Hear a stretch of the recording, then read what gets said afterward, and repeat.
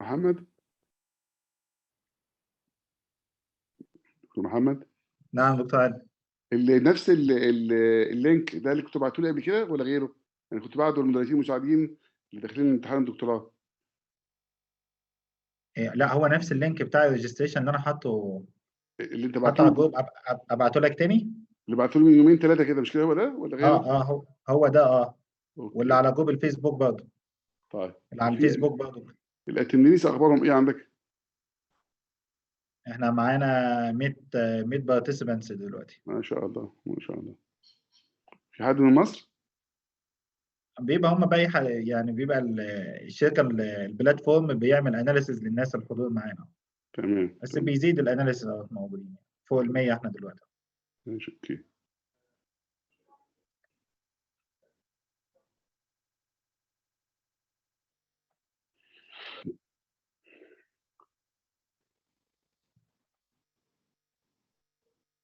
اتفضل دكتور.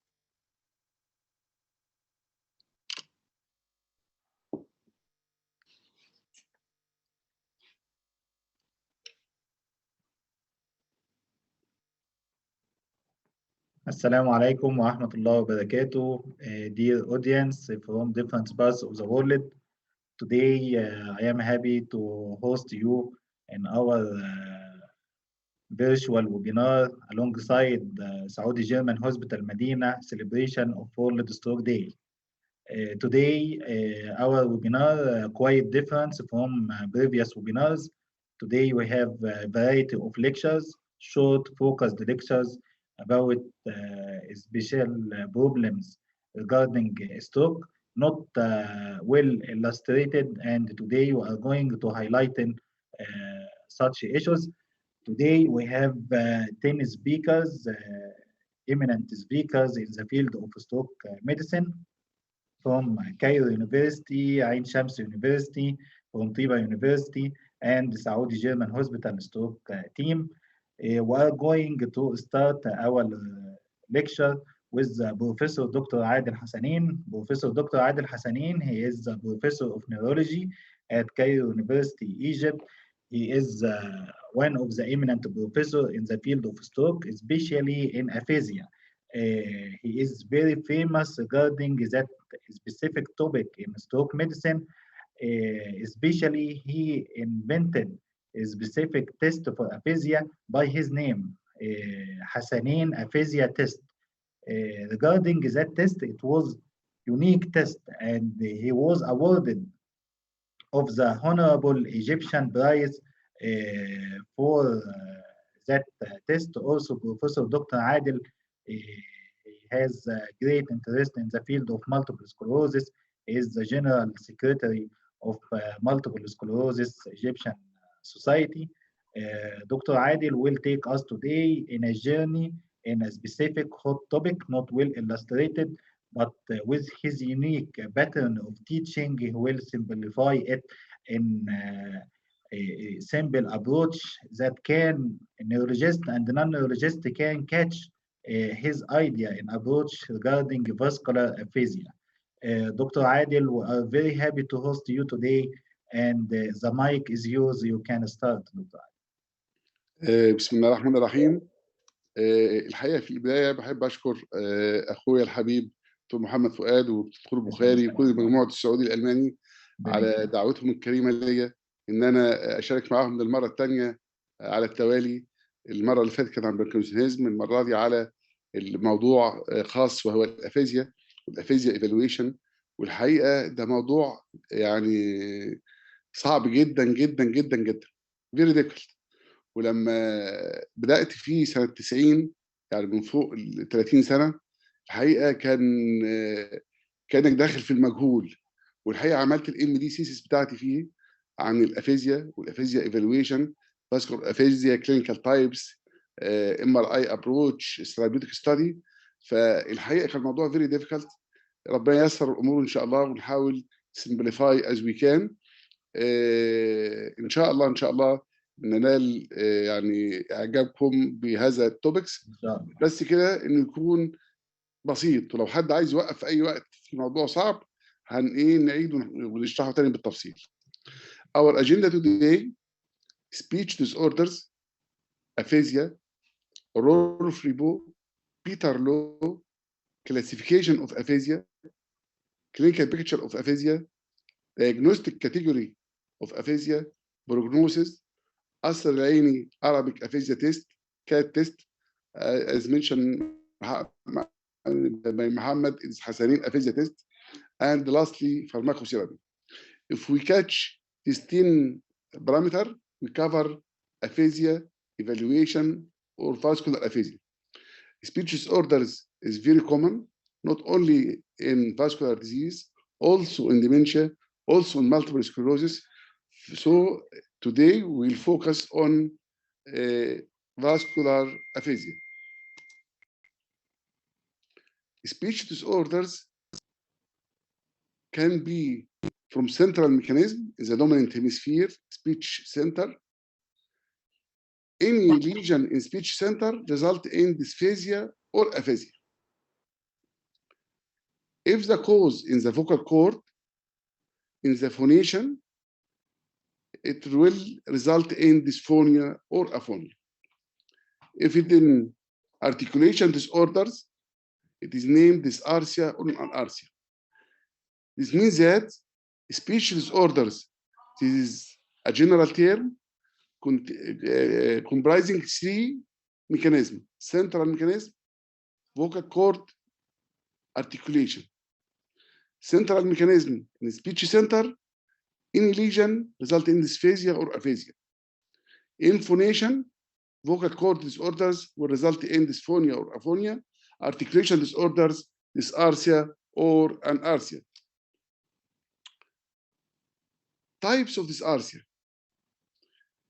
We have many types of dysarthria. Number 1, flaccid or parietic dysarthria, soft, low-pitched, nasal voicing is characterized due to weakness of articulatory muscles caused by lower motor neuron lesion like myopathy, myasthenia gravis, and lower motor neuron disease. Number 2, spastic dysarthria. Speech is typically strained, slow, and monotonic, caused by lateral upper motor neuron lesion, compromising the corticobulbar tract. Number 3, ataxic dysarthria, jerky, irregular, speech rhythm and volume are noted, reflecting lesion to cerebellum or its connection. Multiple sclerosis is a common cause. Hyperkinetic dysarthria in Huntington disease. Number 5, hypokinetic dysarthria in Parkinsonism.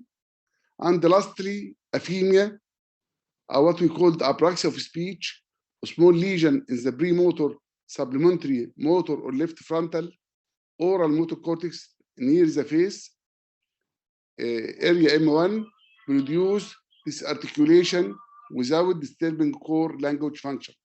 We have 6 types of dysarthria: flaccid dysarthria, spastic dysarthria, ataxic dysarthria, hyperkinetic dysarthria, hypokinetic dysarthria, and aphemia. Definition of aphasia. Aphasia has one essential element. It is disorders of language, plus 3 conditional elements. It must be acquired in order to exclude developmental dysphasia like autism and ADHD. Number 2, primary, in order to exclude a lesion due to Alzheimer's disease. Number 3, excluding the thematic context of language, psychosis, abnormal language in psychotic patients. Non-aphasic language disorders include psychosis, dementia, tiredness. كل الناس العباقرة لما يجوا يتكلموا يحصل لهم بارافيزيا. It is due to tiredness.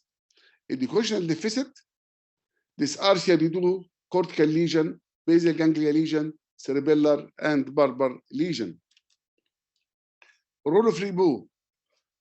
What is meant by role of Ribot? The language that one learns first is one that is more automatic or overlearned. وبالتالي better preserved if one is rendered aphasic. يعني ايه الكلام ده؟ بيقول لك التعليم في الصغر كان نقش على الحجر. يعني ايه؟ يعني اول حاجه الواحد بيحفظها بسم الله الرحمن الرحيم، قول له اقرا الفاتحه، يقرا الفاتحه. وبالتالي لما تسال واحد تخش عليه وهو عنده هيموبليجيا وعنده افيزيا، تقول له اخبارك ايه؟ يقول لك الحمد لله، بنعمه، بارك الله فيك. هذه الكلمات ليس لها علاقه خالص هو عنده افيزيا ولا لا. امال ايه؟ الحاجات دي معناها بمنتهى البساطه ان العيان ده عنده اوتوماتيك اوفر ليرند سبيتش بيتر بريزيرفد ان افيزيا. على العكس من ذلك بيتر لو. بيتر لو يعني ايه بيتر لو؟ The language most recently learned and used is that one is best preserved in aphasia. The language most recently learned and used is the one that is best preserved in aphasia. أنا كان عندي عيانة في مستشفى برايفت، العيانة دي كانت من إيطاليا، فعارفة اللغة الإيطالية، وبعدين راحت أمريكا اتعلمت إنجليزي، وبعدين آخر سنتين في حياتها راحت فرنسا وتعلمت اللغة الفرنسية على أحسن ما يكون. رجعت مصر في السياحة في رحلة، جالها ستروك وأفيزيا. كل اللغات راحت ما عدا الموست ريسنت اللي هي اللغة الفرنش، وهي دي اللي كانت بريزيرفد كنا بنتواصل معاها بهذه اللغة. طيب أقسم الأفيزيا إزاي؟ احنا عندنا 16 نوع من الأفيزيا. لو سألت حضراتكم واحد عندنا كام نوع من الأفيزيا، هتلاقي الواحد يقول لك عندنا موتور أفيزيا، بروكس أفيزيا، فيرنكس أفيزيا، وبس خلاص وقف على كده. الأمر ببساطة in order to نسهل الموضوع، الأفيزيا تقسم لنوعين according للريبيتيشن.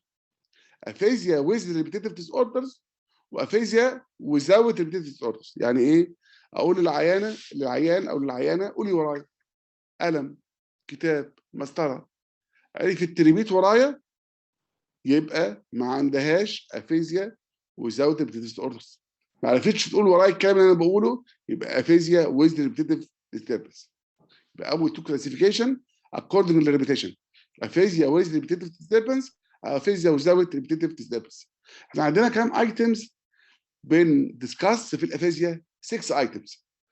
أول ايتمز الريبيتيشن عشان أقسمهم مجموعتين كبار، أفيزيا with repetitive disturbance وأفيزيا without repetitive disturbance. طيب تاني ايتمز السبيتش نفسه.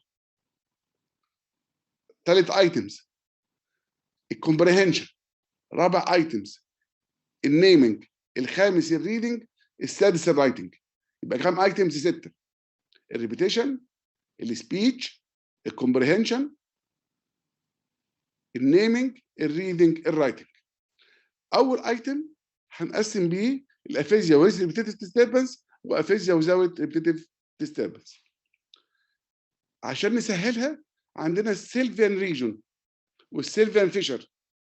لو انا الريجن بتاعي حوالين البيري سيلفيان ريجون هيديني افيزيا ويز ريبيتيتيف ديستربنس. سهله؟ طيب لو انا انتيرلي في البروكاس اريا يبقى انا عندي بروكاس افيزيا. لو انا بوستيرولي عند الفيرنكس اريا هيبقى عندي فيرنكس افيزيا. طب لو انا في الاكيوت فاسيكلاس يبقى كوندكتيف افيزيا. لو خدت الاريا كلها على بعضيها هيبقى جلوبال افيزيا.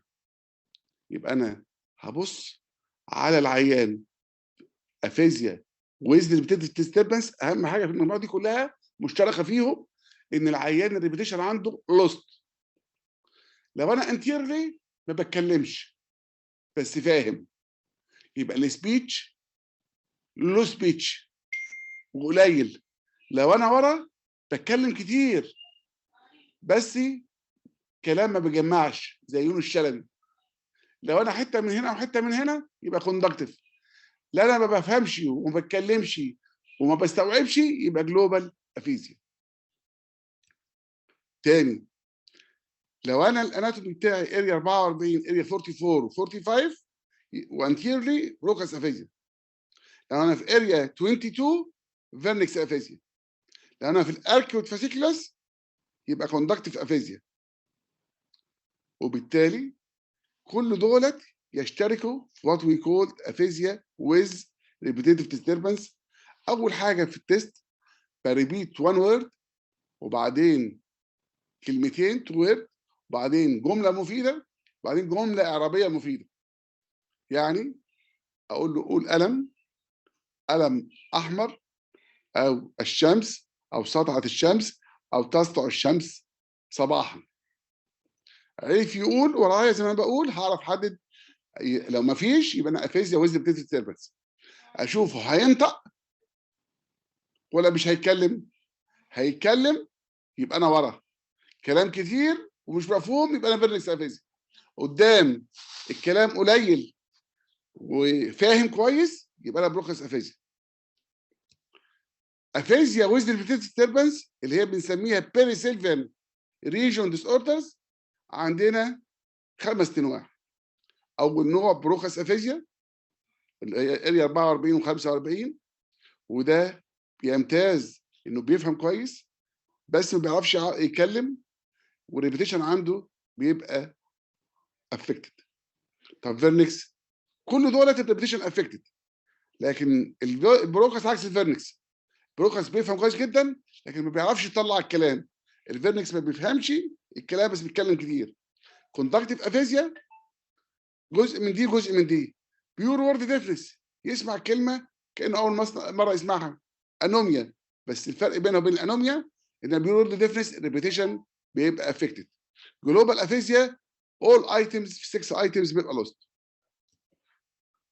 والحقيقه الاثنين دول الممثل المشهور والسياسي الكبير المشهور الاثنين دول انا عالجتهم والاثنين كان عندهم بروكس افيزيا. وان اكتور طبعا حضراتكم عارفينه سيد زيان. وان بوليتيشن مشهور جدا رحمه الله عليهم هما الاثنين. فيرنكس افيزيا في وان اكتور مشهور جدا والحقيقه لما توفى جاله فيرنكس افيزيا بالظبط كان زي اللي بيعملوا اثناء مدرسه المشاغبين. وان بوليتيشن حضراتكم عارفينه طبعا برضه جاله فيرنكس افيزيا كنا بنعالجه في مصر. رقم 3 اكيد فاسيكولاس اللي هي كوندكتيف افيزيا. احنا عارفين البروكس خلاص قلناها. الفيرنكس قلناها. لو انا في اللاترال سالكس او الفيشر اوف سيلفيس والسنترال سالكس الفيشر اوف رونالدو ده عشان احدد الاناتومي فانا الاكيد فاسيكولاس هتديني حاجه دلوقتي بيكون كوندكتيف افيزيا. بعدين في بيور وورد ديفرنس والجلوبال بيبقى جلوبال افيزيا لو كل الانتاير بوردر زون تبقى افكتد. قلنا افيزيا ويز ريبيتيتيف. هنخش على النوع الثاني افيزيا وزاويه ريبيتيتيف ديستربنس. دي فين مكانها؟ تبقى اوتسايد البيري سيلفيان اريا. يعني بنقول عليها ايه؟ بنقول عليها الفاسكولار بوردر زون. لو انا قدام بسميها ترانس كورتيكال موتور افيزيا.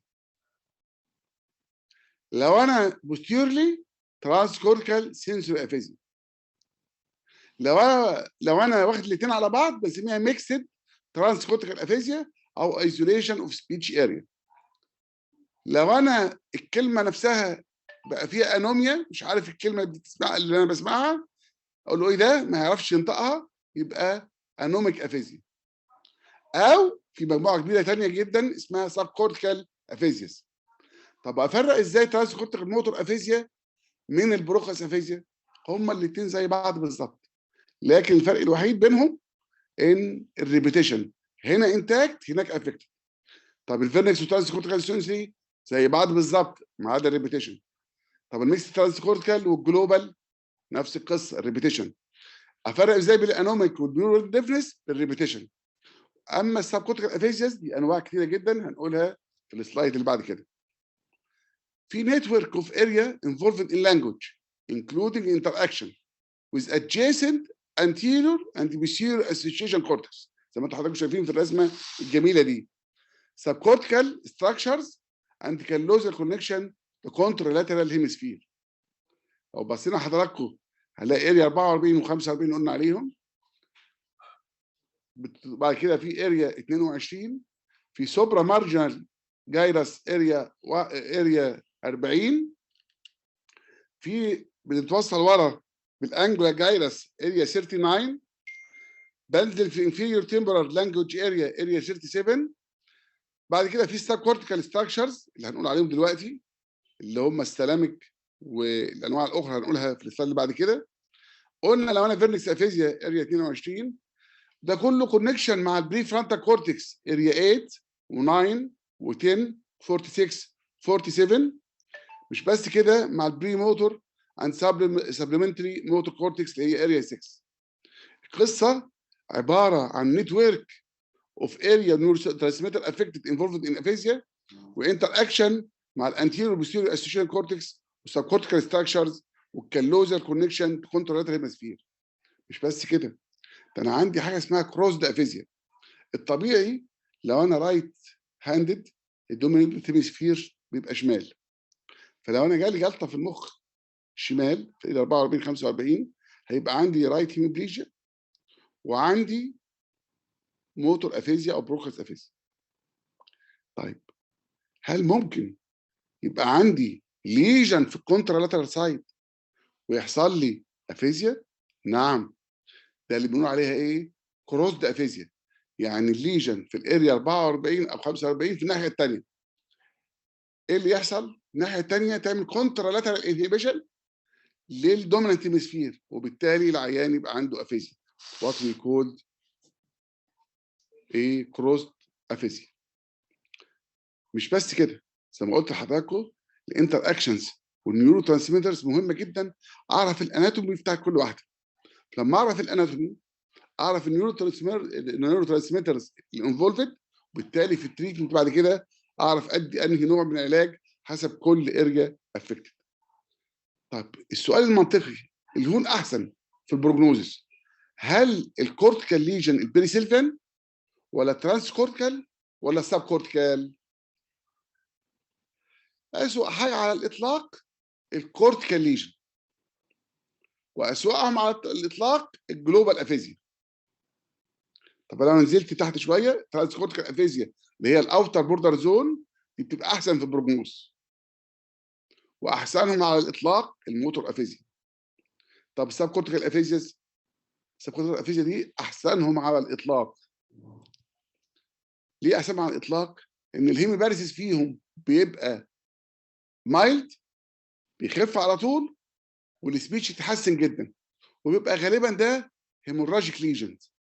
سبكورتيكال افيزيا سندرومز 4: the aphasia of Maris quadrilateral space، ودي بتبقى simulating global aphasia. رقم 2 سلامك افيزيا، سلامك تي اتش simulating transcortical sensory aphasia. ستريتال افيزيا simulating transcortical motor aphasia. الاستريتال لو انا عندي هيمورج او انفكشن في الاستريتم بيديني ترانسكورتيكال موتور افيزيا. مش بس كده، الافيزيا ممكن تبقى فروم وايت ماتر ليجن، انوميا، او بروكس، وبتبقى ترانزيانت. يبقى احنا عندنا 5 انواع. لو احنا نرجع تاني من الاول خالص نقولهم: 5 انواع: بروكس افيزيا، فيرنكس افيزيا، كوندكتيف افيزيا، بيورور ديفنس، عند جلوبال افيزيا. عندنا ترانسكورتيكال موتور، ترانسكورتيكال سنسري، ايزوسم في سبيتش اريا، وعندنا الانوميك افيزيا ده 10، وستاب كورتيكال افيزياز عندنا افيزيا اوف ماريس كوادراتال سبيس 11، سلاميك افيزيا 12، ستريتال افيزيا 13، وعندنا افيزيا من وايت ماتر 2 يبقى 15. طيب قبل ما نعمل ايفالويشن، احنا لو انا رايت هاندد الدوميننت هيمسفير بيبقى الليفت هيمسفير نسبة كام؟ 100%. طب لو انا ليفت هاندد الدوميننت هيمسفير برضه الشمال بنسبة التلتين 66%، والتلت اللي باقي نقسمه نصين، نص بيبقى بايلاترال ريبريزنتد والنص بيبقى رايت هيمسفير دوميننت. طب اعمل الفيربال اوتبوت ازاي؟ بقسم العيين بتوعي زي ما قلت لحضرتك كده، يا انا انتيرلي نون فلوينت، يا انا بوستيريورلي فلوينت. يعني ايه نون فلوينت ويعني ايه فلوينت؟ الطبيعي ان انا بجيب في الدقيقه 50 وورد بير مينت. 50 وورد بير مينت. لو انا نون فلوينت اقل من 50 كلمه في الدقيقه، بقول كلمه او اثنين او ثلاثه او خمسه، يبقى انا نون فلوينت موتور بروكاس ترانسكورتيكال موتور وهكذا. انما انا فلوينت زي سعيد صالح بجيب 100 ل 200 كلمه في الدقيقه وازود، يبقى ده ورا اللي هو الفيرنكس افيزيا، ترانسكورتيكال سنسور افيزيا وهكذا. الافورت، لو انا بذلت مجهود عشان اطلع الكلام، نوتابل ايفورت نيدد، تشوفها جدا، العيان متاذي جدا فاهم مش عارف ينطق الكلمه، في النون فلوينت افيزيا. نورمال ايز اوف برودكشن في الفلوينت افيزيا. ارتكوليشن ديسارثك في النون فلوينت، نورمال في الثاني. اللينس فريز في النون فلوينت بيطلع الكلمه بالعافيه وجمله بالعافيه، شورت اوفن وان وورد. في الفلوينت نورمال من 5 ل 8 وورد بالفريز. البروسيدي، البروسيدي بالعربي يعني التنغيمه، تنغيمه الصوت. كل واحد صوت لنا بتتكلم في التليفون تعرف الصوت اللي قدامك، تعرفه هو مين من الصوت بتاعه. abnormal disprosity non fluent aphasia. fluent aphasia normal. الكونتنت lack function word، الفانكشن الوظيفه في النون فلوينت، ولاك substantive word في الفلوينت افيزيا. بيلخبط كتير في الكلام وعنده بارافيزيا. بارافيزيا يعني ايه؟ اقول له قول امل يقول الم، اقول له قول شباك يقول باب، يا اما ليترال يا اما حرف يا اما كلمه يا اما جمله. فيري فريكوينت في البوستيريورلي في الفيرنكس افيزيا، وفيري رير في البارافيزيا في النون فلوينت لانه اصلا ما بيتكلمش. وبالتالي الكلينيكال بيكتشر ديبند اون نون فلوينت انتيرلي ولا فلوينت بوستيريورلي. الكومبرهنشن ممتاز قدام ولوست ورا. الريبيتيشن زي ما قلنا لحضراتكم افيزيا وزاويه ريبيتيتد اوردر 5 انواع، والريبيتيشن انتاكت في بقيه الانواع. النيمنج بيور وورد ديفنس ولا الانوميا، والفرق بينهم قلناه. الريدنج والرايتنج بيبقى افكتد جدا في الانتيرلي واولسو في البوستيرلي. لو معاه دنس هيميبليجيا بقى كورتيكال او سب كورتيكال اقل شويه، لكن في السب كورتيكال يبقى احسن كتير. سنسور افكشن كل ما يزيد يبقى ده معناها البروجنوز اوحش. وفيجوال فيلد سوبير كوادرانتيك ايه هيمي انوبيا او انوبسي. طب ازاي اعمل ايفالويشن للافيزيا؟ افيزيا ايفالويشن، اول حاجه وانا قاعد جنب العيان اقول له ازيك؟ يقول الحمد لله كذا. لا ده ملوش علاقه، ده بيتر لو كلوروفليبو ماليش دعوه بيهم. لكن ببص بسمع العيان من غير ما ابص له، اسمعه، اشوف الفوليوم، الريت، الارتكيوليشن، البروسيدي، الانيشيشن، اشوف الفيربال اوتبوت، اشوف السنتاكس الجمله، الوورد فايندنج في بارافيزيس ولا لا عشان ده بوستيرلي، واشوف الريبيتيشن، واشوف الريسايتيشن اللي هو الاوتوماتيك سبيتش اللي احنا قلنا عليه بيتر لو، اوديتوري كومبريهنشن، النيمنج، اشوف الرايتنج، الميكانكس، السنتاكس، البارافيزيا والسبيلنج، واخر حاجه البراكسس. وبالتالي اقدر اعمل دايجنوستيك كاتيجوري اوف افيزيا اكوردنج للفلوينسي، للكومبريهنشن.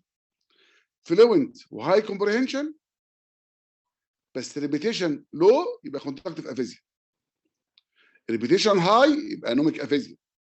فيري سمبل. لو كومبريهنشن لو ريبيتيشن، الله، لو كومبريهنشن وريبيتيشن لو يبقى انا فيرنكس افيزيا. هاي ريبيتيشن يبقى انا ترانس كورتيكال سنسوري افيزيا. نون فلوينت بس هاي كومبريهنشن ومعاه لو ريبيتيشن ده بروكس افيزيا. امال ترانس كورتيكال موتور افيزيا هاي ريبيتيشن. لو كومبريهنشن لو ريبيتيشن جلوبال افيزيا، كله رايح. الميكس ترانس كورتيكال زي الجلوبال افيزيا بس الريبيتيشن هنا انتاكت. وبالتالي اقدر اشوف العيان افيزيا الفلوينسي اخباره ايه؟ نورمال، نون فلوينت، ولا يس فلوينت. لو فلوينت ابص على الكومبريهنشن، بيفهم ولا ما يفهمش؟ نو اور يس. الريبيتيشن نو اور يس. وبالتالي الافيزيا مش فلوينت، يبقى انا ايه على طول انتيرلي. الكومبريهنشن اصلا هو بيفهم، يبقى الكومبريهنشن يس بيفهم، يبقى انا يا بروكس افيزيا يا ترانس كورتيكال موتور افيزيا. لا ما بيفهمش، اشوف الريبيتيشن، يبقى ريبيتيشن نورمال، نو ريبيتيشن، نو كومبريهنشن، نون فلوينت، يبقى جلوبال افيزيا. او ميكس ترانس كورتيكال افيزيا لو انا يس. طب لو انا الفلوينسي ممتاز، الكومبريهنشن ممتاز، الريبيتيشن ممتاز، يبقى انوميك افيزيا. لو الريبيتيشن افكتد يبقى انا كوندكتيف افيزيا. لو انا الفلوينسي ممتاز والكومبريهنشن نو كومبريهنشن بس الريبيتيشن ممتاز، بتاعت كورتيكال سنسوري، عكسها على طول الفيرنكس افيزيا. وبالتالي انا عندي انواع عديده اقدر بسهوله وانا قاعد جنب العيان اعمل له افيزيا ايفالويشن عن طريق زي ما احنا قلنا لحضراتكم الريبيتيشن، الكومبريهنشن، الفريكونسي، واقدر احط العيان ده بيري سيلفيان اوتسايد البري سيلفيان ترانس كورتيكال او انا سب كورتيكال افيزياز اللي هم احسنهم على الاطلاق. نرجع لورا برضو ونقول حاجه مهمه جدا. يبقى احسن حاجه على الاطلاق السب كورتيكال افيزيا. ليه؟ بيبقى ترانزيانت هيموباريسيس والعيان بيتحسن جدا. لو انا العيان كومبريهنشن عالي يتحسن جدا، لو كومبريهنشن قليل او رايح يبقى مش كويس جدا.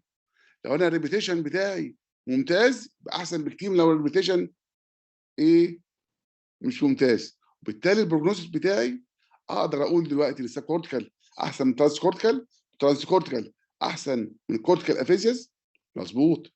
ولو انا انتيرلي احسن بكتير من بوستيرلي. انتيرلي يعني بفهم. لذلك في ايه في القران جميله جدا بتقول لك ايه؟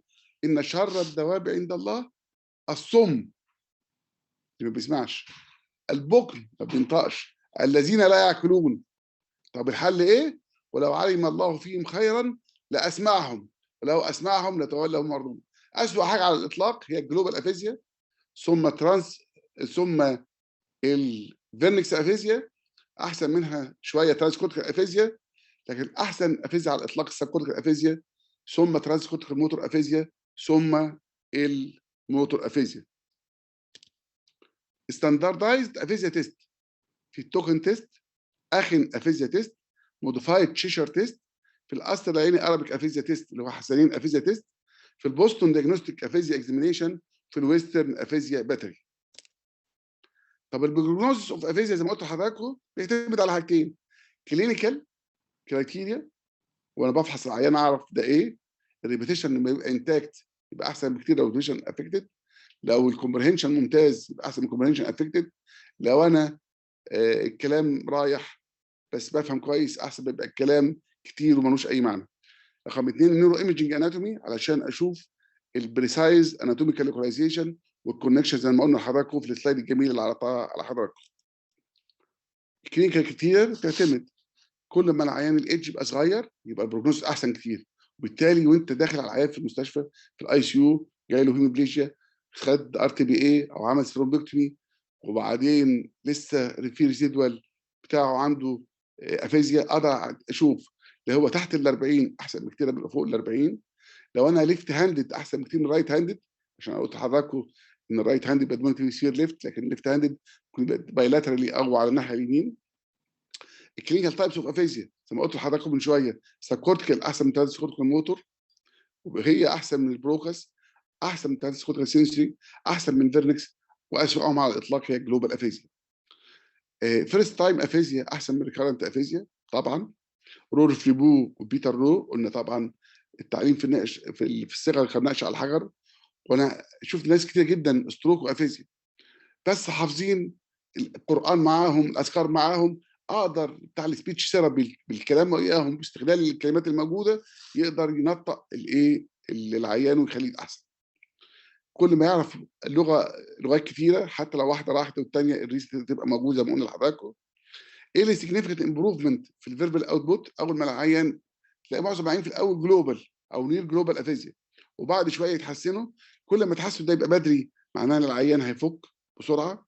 الاسوشيشن كل ما معاه سيفير موتور سيفير سنسوري او عنده هيمي انوبيا يبقى اوحش. ابسنس اوف سنسيتيفيتي ده بيبقى احنا عندنا قلنا في ليفت هاندد ورايت هاندد وبايلاتري، كل ما يبقى مش موجوده ده اوحش. بايلاتر برين دامج يبقى اوحش، مش هدي فرصه للنورال بلاستيستي والريكفري من الناحيه الثانيه. ايرلي سبيتش ثيرابي ممتاز. لو كومبريهنشن الفهم وحش يبقى اوحش. لو فلوينسي يبقى احسن، لان لو الهاي انفلونسي ده مع اللي ورا اللي هو ما بيجمعش. تايم افتر اونست كل ما ابدا بدري سبيتش ثيرابي وتريتمنت زي ما هقول لحضراتكم بعد شويه يبقى احسن، وبالتالي اقدر اوصل لافيزيا بروفايل. او الاحسن على اطلاق الافينيا يليها الترانسكورتيكال الساكورتيكال افيزيا، يليها الترانسكورتيكال موتور افيزيا، يليها كوندكتيف افيزيا. ده كله كاري جود بروجنوسيس.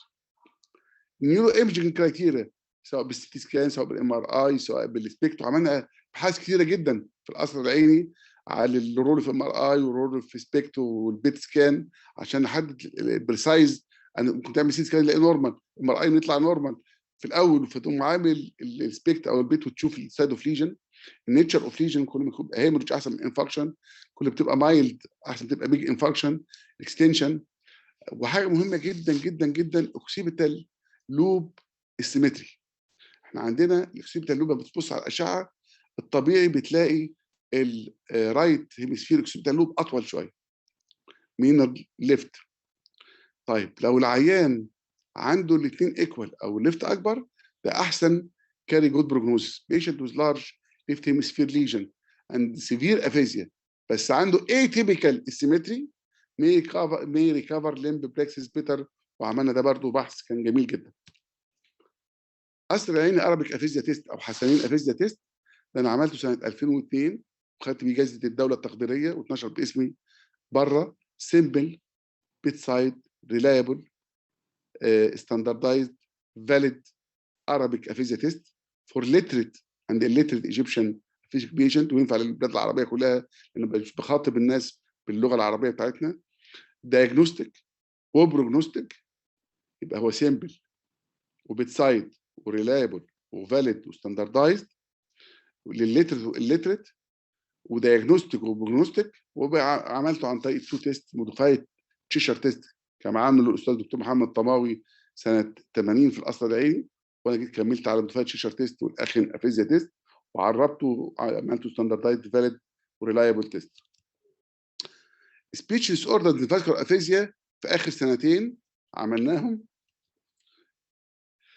stroke among patient attending neurology department of Cairo University Hospital with presentation of aphasia syndrome سنة 2019 كانت رسالة الدكتوراه كنت أنا مشرف عليها.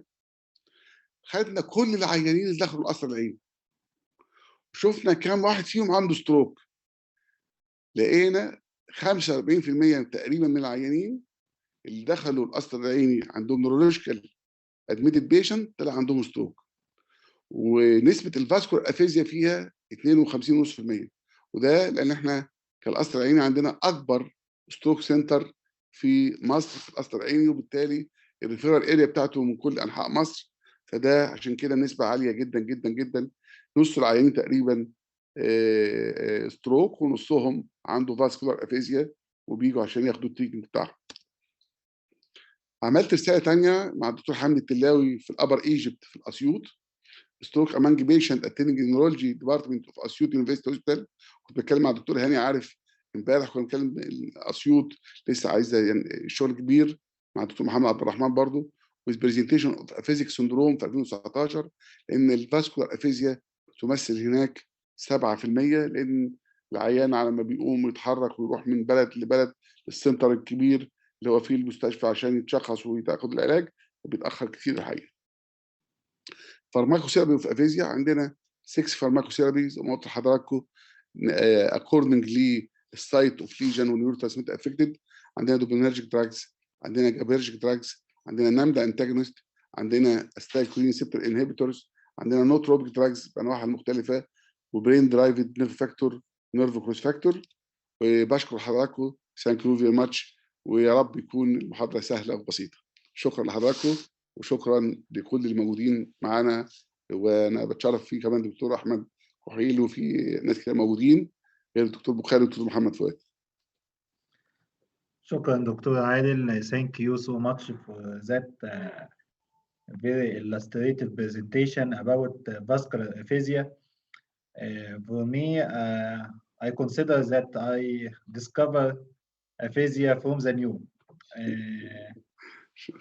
I am like the student in the first year in neurology while listening to that comprehensive presentation about vascular aphasia, because Dr. Adil, when he chose the topic of vascular aphasia, I suggest simple topics for 15 minutes. And I consider this is vascular aphasia. Patients have multiple ischemic infarcts and they have aphasia. I said to myself, what he will say about vascular aphasia. But really, this is a specific branch in neurology, a specific branch. And for sure, I will revise the recorded video of that presentation in order to learn it and study it from the start again, aphasia. Thank you so much, dear Professor Dr. Adil.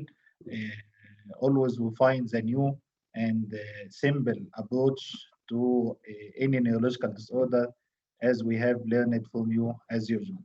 Thank you, dear Professor Dr. Adil. And we are now moving to Professor Dr. Basim El-Sheikh.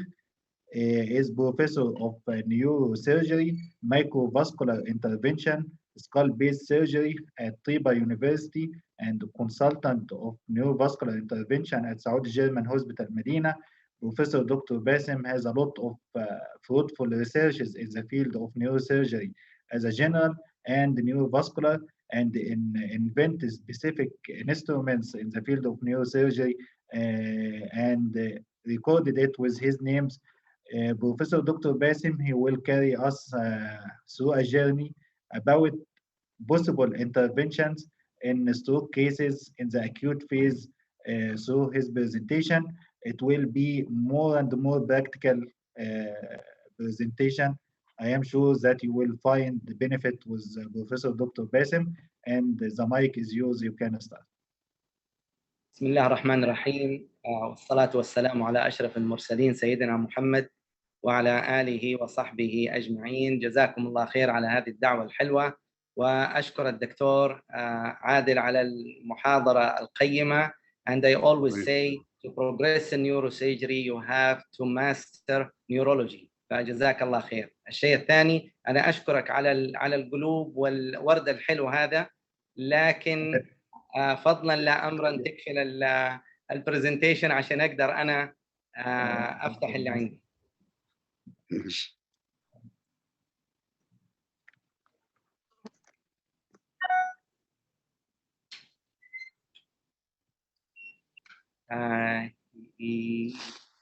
أعتقد لازم تضغط على unshare. لسه، لأنه هنا بيقول لي you cannot start screen share while the other participant is sharing.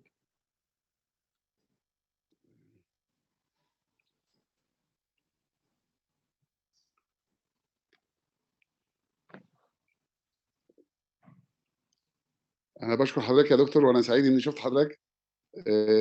الحقيقة أنا اشتغلت في السعودية زمان في مستشفى سليمان فقيه ككونسلتنت سنة 96، قعدت سنتين هناك. والحقيقة السعودي الالماني وسليمان فقيه وعرفان جدا، الحقيقة مستشفيات يعني قوية جدا. فأنا سعيد بحضرتك، وإن شاء الله نلتقي فيس تو فيس إن شاء الله. الشرف لينا دكتور، الله يجزاك خير. ربنا يبارك في حضرتك، ربنا يبارك في حضرتك. كده تمام؟ طيب. تسلم يدك. تمام، شكرا. بسم الله الرحمن الرحيم. Do you have my screen now? So today I was asked by Dr. Muhammad to have a thumb and glance at what can we see from the stroke, whether the hemorrhagic or the ischemic stroke, and we have started the neurovascular unit for the past years at SGH and in Medina region. We introduced many of the new approaches, including in the past, they were saying whether femoral or radial. We introduced the radial first as the only and the main operator in the region, and then we advocated it for the region. We also now, after studying the radial approach, we are we have already started the ulnar approach, and we are advocating to see which one is easier to start depending on the anatomy of the patient. Now, being a hybrid neurosurgeon, this means that I am dedicated to use the endovascular as well as the open microsurgical techniques. And for the past 22 years, we introduced the skull-based approaches for the deep aneurysms. And now for the past 15 years, we introduced even the mini approaches or the microcraniotomy. And we are almost the only center in the region to perform the micro craniotomy approaches for these complex cases, and we are still advocating for more and more innovation. Now, to come for the acute ischemic stroke, and we all know that almost 2/3 of the cases are due to the ischemic type. It is one of the devastating disease affecting a vast number of patients every few seconds, and it even have a high mortality if not attained properly. And that's why we advocate always to go for a fast and proper assessment and management for the patients. We have a dedicated acute stroke code in the center where each department know the step in taking action and management of the patient until the patient reaches the endovascular unit. Once the patient arrives to the hospital, we start with the non-contrasted CT scan. The number one aim for that is to rule out the presence of hemorrhage. And then we study the CT angio from vertex up to the or down to the arch, looking at the anatomy and where is the pathology. At times, and not always, we reserve for a functional imaging like a CT perfusion. Now, an example of a patient who reached the endovascular unit where a internal carotid injection was performed, showing an M1 occlusion on the right side, and we passed the guiding catheter, intermediate catheter, and micro catheter. We passed the occlusion site, and we did a super selective angiography to see where is the thrombus or embolus is exactly located. And in this situation, you have two methods to use: either the stent reaver with a balloon guiding catheter, or the suction catheter, or the distal catheter, where you act as a suction for the thrombus or embolus. And you use many different stent in the market, as well as distal catheters. For myself, I prefer to use a combined technique for the best first pass effect, which is total recanalization. So this is the example of the patient with an M1 first pass, and the patient had a very good TK3 revascularization with a combined red as well as a wide thrombus. Another example of a M1 occlusion with a stent reaver and an intermediate suction catheter, and a really significant clot came out. We have always to be ready. The patient with a stroke is not necessarily coming from outside the center, but this is a patient where we were working on a large arteriovenous malformation. During the run in the session, we realized that he had a thrombosis of the internal carotid artery. Immediate interaction resulted in very good revascularization, and patient was discharged on the 3rd post-operative day without any deficit. Walillah alhamdu wal minna. Now, at times it comes that you have to decide on the workflow for thrombectomy. This is a patient who presented with an internal carotid cervical dissection with an embolization to M1. And my preferred technique is to go first to the cranial because the brain is suffering. So we do the thrombectomy, and then on the way out, you treat, if needed, on the same session, the cervical carotid disease, like a severe stenosis, or in this case, a dissection. Other examples of acute ischemic stroke that come with intracranial atherosclerosis and disease, and this situation demand a very specific management, because at times you can attain a good revascularization and the patient will be bridged until dual antiplatelet can be started. Like this patient, thrombectomy was performed, the patient was kept for 14 days, and then dual antiplatelet started. In other situations, you cannot do that, because once the patient arrives, you do the first pass, you do the second pass, and no results. Every time it opens and then recoil and collapse at the site of the ICAT.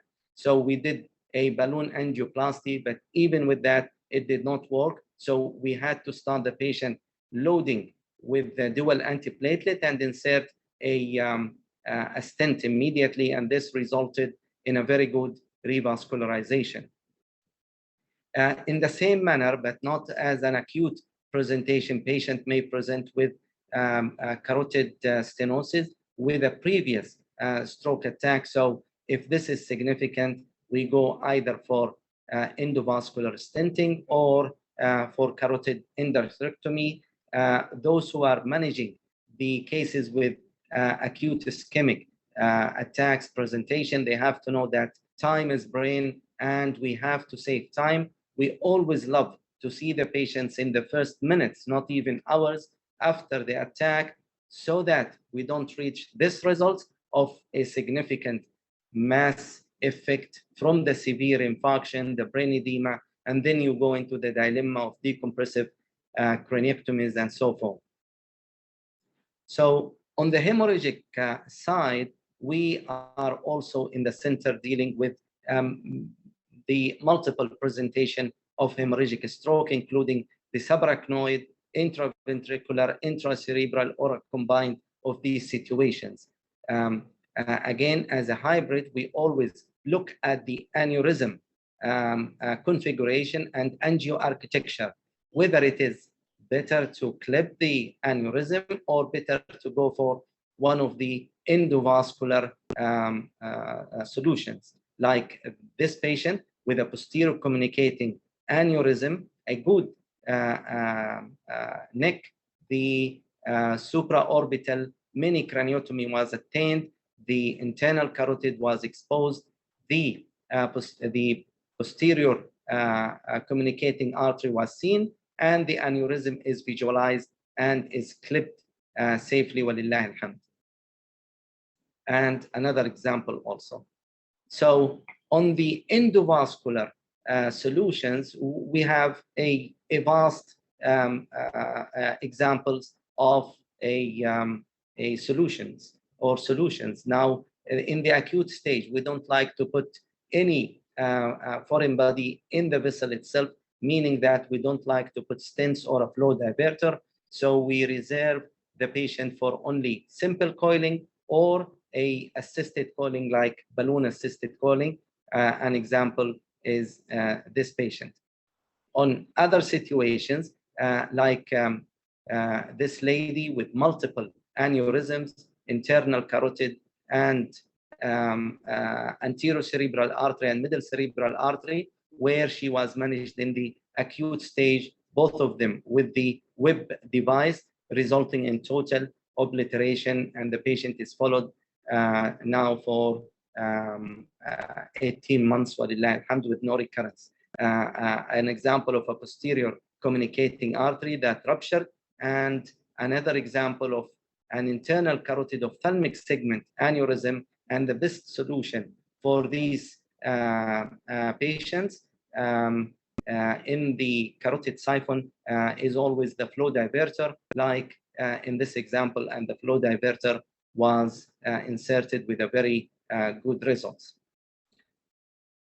Other vascular diseases include the vascular malformation of the different type, and we do manage them, especially for the arteriovenous malformation, because of the complexity and the diversity of presentation. There was a classification which is known by Spitzler and Martin, but the problem of this classification is that it is specifically made for surgical resection, but it's not for the endovascular, and that's why we worked for the development of an endovascular grading system, and this was reported in the international literature, where we depend on the varieties that are important for the interventionist and not for the surgeon, like the number of vessels, the draining veins, the location, the type of the nidus, and so forth.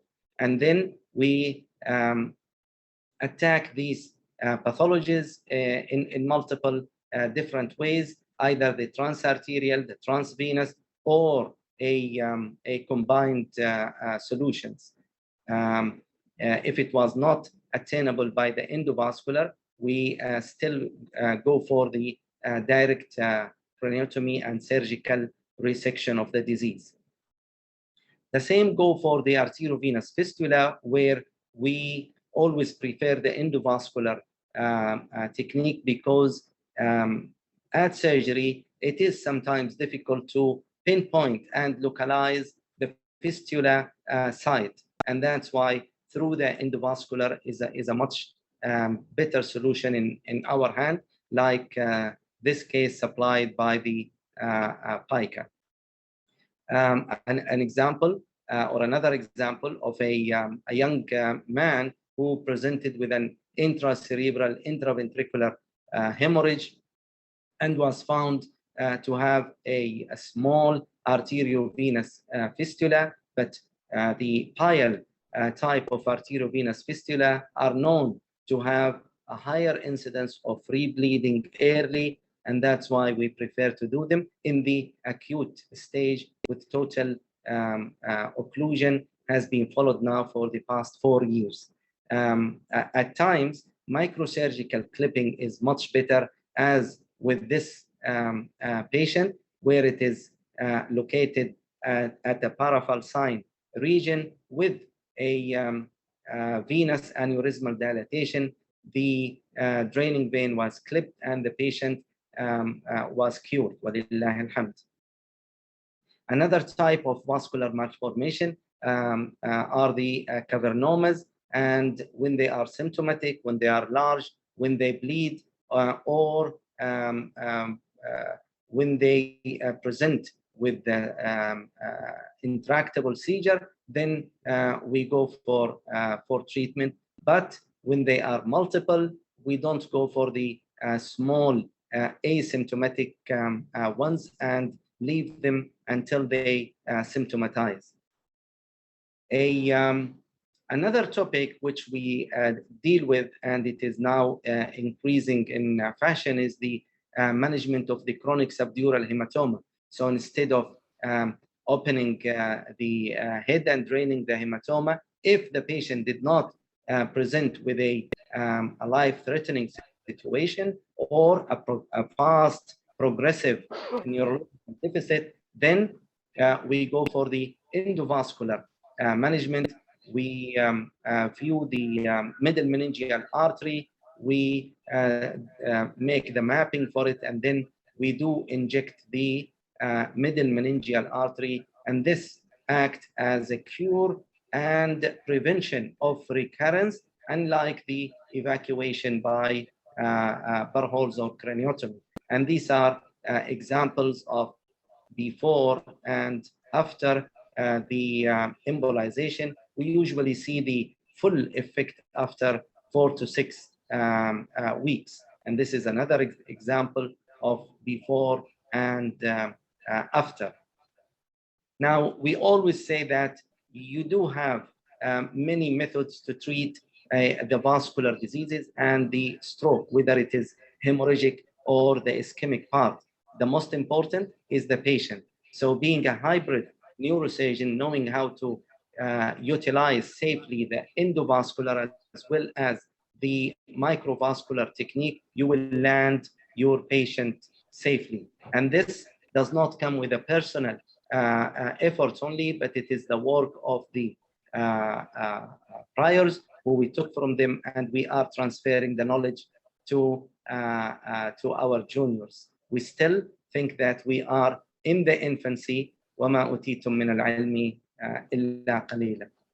جزاكم الله خيرا وأرجو أن أكون على الوقت ودمتم سالمين.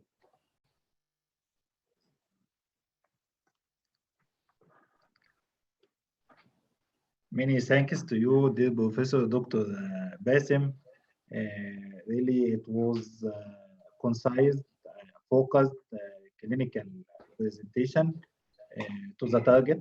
And the most interesting of it, it was enriched with a lot of video and images, which make memorization of that information for long time and can be encoded for long term.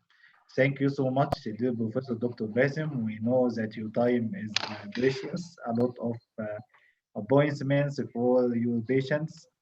We are very happy to host you today and hope to host you on another webinars, whether virtual or physical webinars. Thank you so much. الشكر موصول لكم. جزاكم الله خير. Now we are moving to Professor Dr. Majid Al-Luqmani, Professor of Neurology at Taiba University and consultant of neuromedicine at Saudi German Hospital Medina. Professor Dr. Majid will take us into a topic of cerebral venous sinus thrombosis, that topic which is essential, especially in the Middle East and people living in high altitudes and those who have coagulopathy and pregnant women who may have stroke. Professor Dr. Majid will take us through that topic and hope to get much new information and simple approach how to deal with such cases. Dr. Majid, the mic is yours. الله والصلاة والسلام على رسول الله. السلام عليكم جميعا. Thanks for having me again today. I'm very happy to be with you. شكرا دكتور محمد، شكرا the committee، شكرا الacademic affair. Thanks for inviting me to be with these highly expertise people. So I hope I can give you some new thing about my topic. So, and I hope also you enjoy it. Let me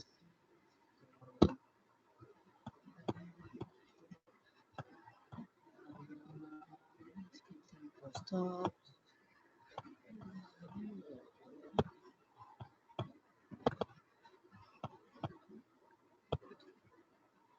Can you see my screen now? Yes, now it is clear. You can start, Dr. Majid. Okay, Bismillah.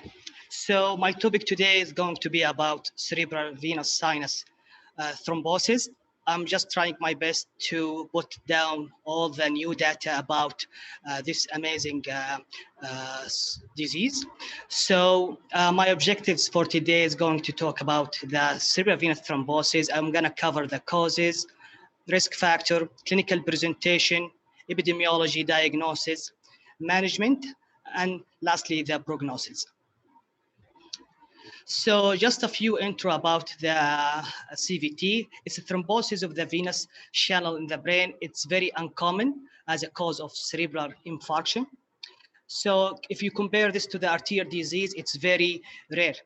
but it has very high potential morbidity if you don't catch it early. So it's very variable in terms of clinical presentation. It's depend on where is the thrombosis. So if the thrombosis it's certain sinuses, it will give you a different presentation, where it can be in different sinuses as well. So just let me. Yeah, so in this slide, I'm gonna just, I want to show you the anatomy of the sinuses. So you can see here to your right, the superior-sagittal sinuses, and then it connects to the straight sinuses, and then also down there here, the inferior sagittal sinuses, it's come together to make the right and left transverse sinuses, and the continuation will be sigmoid and jugular vein. So in your left side, you're gonna see how much the frequency to have thrombosis in each sinuses. As we can see, it's most common to have it in transverse sinuses, 86%. Then the superior sagittal sinuses, it will be in rank number 2. 3, it will be the straight sinuses. 4, it will be the cortical vein. Then the jugular vein, it's the least common to have sinus thrombosis in this sinus. So you can see it's a big list of certain disease. It can lead to venous sinus thrombosis. So you can see genetics, acquired thrombotic state, infection as well, inflammatory and autoimmune disease, malignancy, hematological problem, drugs as well, which is very important and very main cause to lead to cerebral venous sinus thrombosis, mechanical cause like some neurosurgical maneuver, like minor head trauma, major head trauma as well. Some other causes like dehydration, especially in our environment during the summertime. A lot of people presented with venous sinus thrombosis related to the dehydration. So I'm gonna just focus on some certain causes. Sinusitis infection could extend from the paranasal sinuses and lead to the cavernous venous sinus thrombosis. So that's why we don't need to ignore the sinusitis as a potential cause. Trauma and surgery, as I mentioned earlier, trauma could be a minor trauma. It doesn't need to be major trauma. It could be, so it's well described in literature. Minor trauma can lead to venous sinus thrombosis. Also, some surgical maneuver like lumbar puncture, for example, it can lead also for venous sinus thrombosis. The next cause, it's a hypercoagulable state. So hypercoagulable state associated with the antiphospholipid syndrome, protein S and C deficiency, antithrombin 3 deficiency, lupus anticoagulant, and Leiden factor 5 mutation may result in venous sinus thrombosis. All these diseases can lead to hypercoagulable, which will lead to venous sinus thrombosis. Medication, which is very important to notice and to know some medication which can lead to venous sinus thrombosis. This is not all the medication. This is just a few examples. So oral contraceptives, corticosteroid, thalidomide, tamoxifen, erythropoietin, phenytoin, and the aspergillin and heparin as well. So as I said earlier, so this is not the all medication which can lead to venous sinus thrombosis, but this is maybe it could be the most common medication. Other diseases that have been described as a risk factor, inflammatory bowel disease, such as Crohn's disease, ulcerative colitis. Pregnancy and puerperium are important consideration in women in childbearing age group. Hematological condition such as paroxysmal nocturnal hemoglobinuria, thrombotic thrombocytopenic purpura, sickle cell disease, and polycythemia. Collagen vascular disease such as lupus erythematosus, Wegener also can lead to that. Nephrotic syndrome, dehydration, hepatic cirrhosis, and sarcoidosis. And I mean, this is not the all syndrome or disease can lead to venous sinus thrombosis. This is just a few steps if you want to go back to the table which I presented earlier, you can see how large the lists are. Talking about epidemiology, so as I mentioned earlier, is not common as arterial stroke.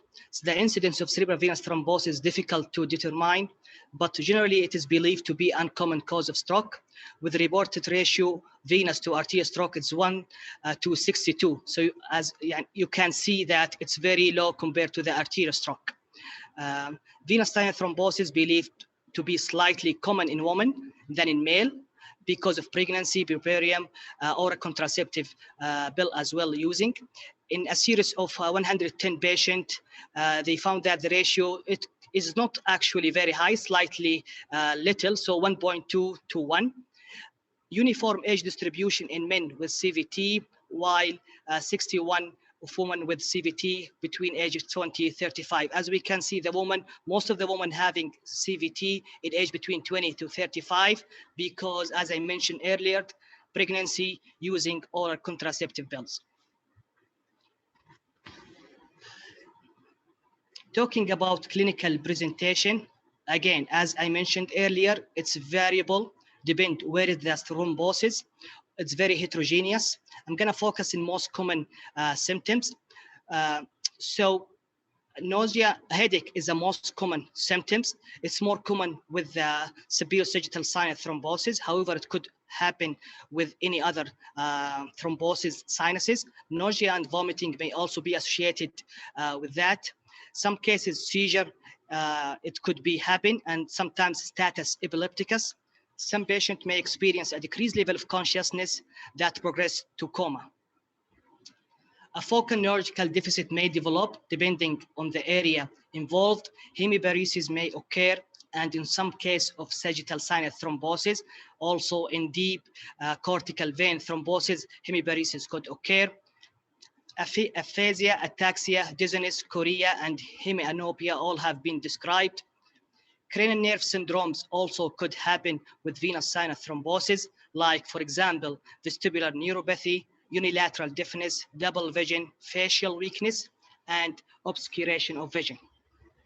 So in this study, about 20 cases, they found that the most common symptoms in CVT is headache, as we can see, 86%, vomiting, 25% with visual disturbance, focal neurological deficit, about 22%, seizure, 12%, papilloedema, 36%, cranial involvement, 25%, impaired consciousness, about 10%.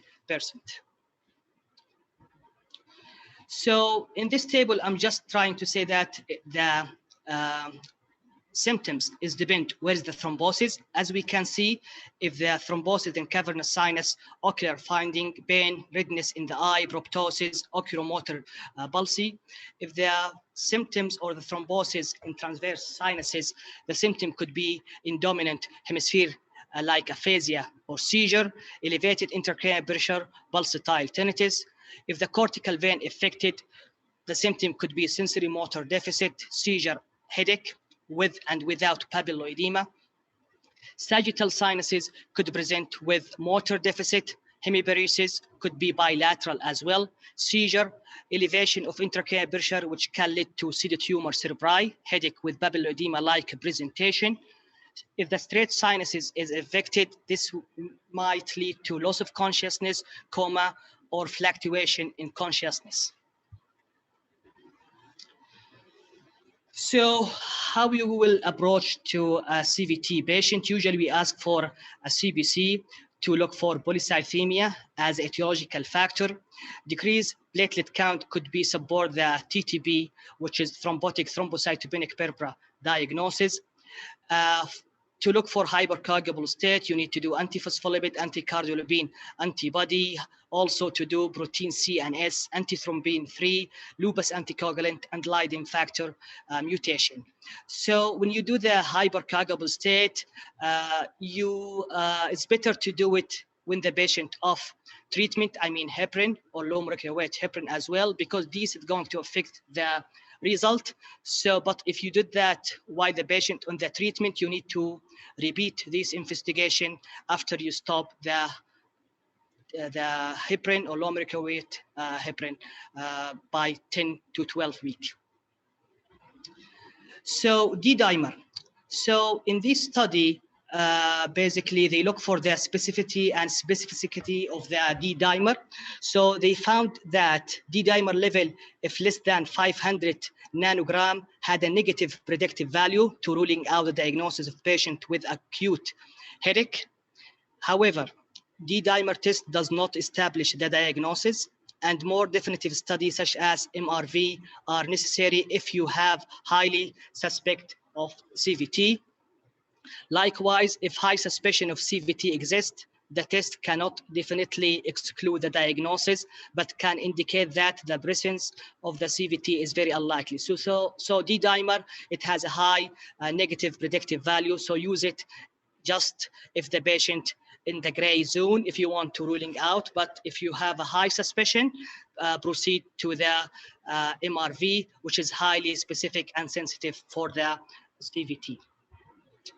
So imaging-wise, CT, it's usually we start by a CT because it's simple, it's in the emergency, it doesn't take a long time. So, and the reason behind doing CT basically to exclude hemorrhage, to look for any infarction in non-arterial distribution, also to ruling out some other condition like neoplasm or tumor in the brain. So CT with contrast, it can give you something we call it empty delta sign. It's as you can see in this picture, this is the empty delta sign. It's occur more with superior-sagittal sinuses. However, it's frequently absent, so it's not common to have it. As we can see in this one, you can see the hypointense sign in this area, which we can call it a cord sign. It's basically a flow void over this area. The CTV, they did a study and they compared the CT venogram, which is CTV, we call CTV, it's CT venogram, to the MRV, and they found that it's almost same in terms of sensitivity and specificity. So when MR venogram was used as a gold standard, CT venography was found to have both sensitivity and specificity as around 75 to 100, depending on the sinuses and vein involved.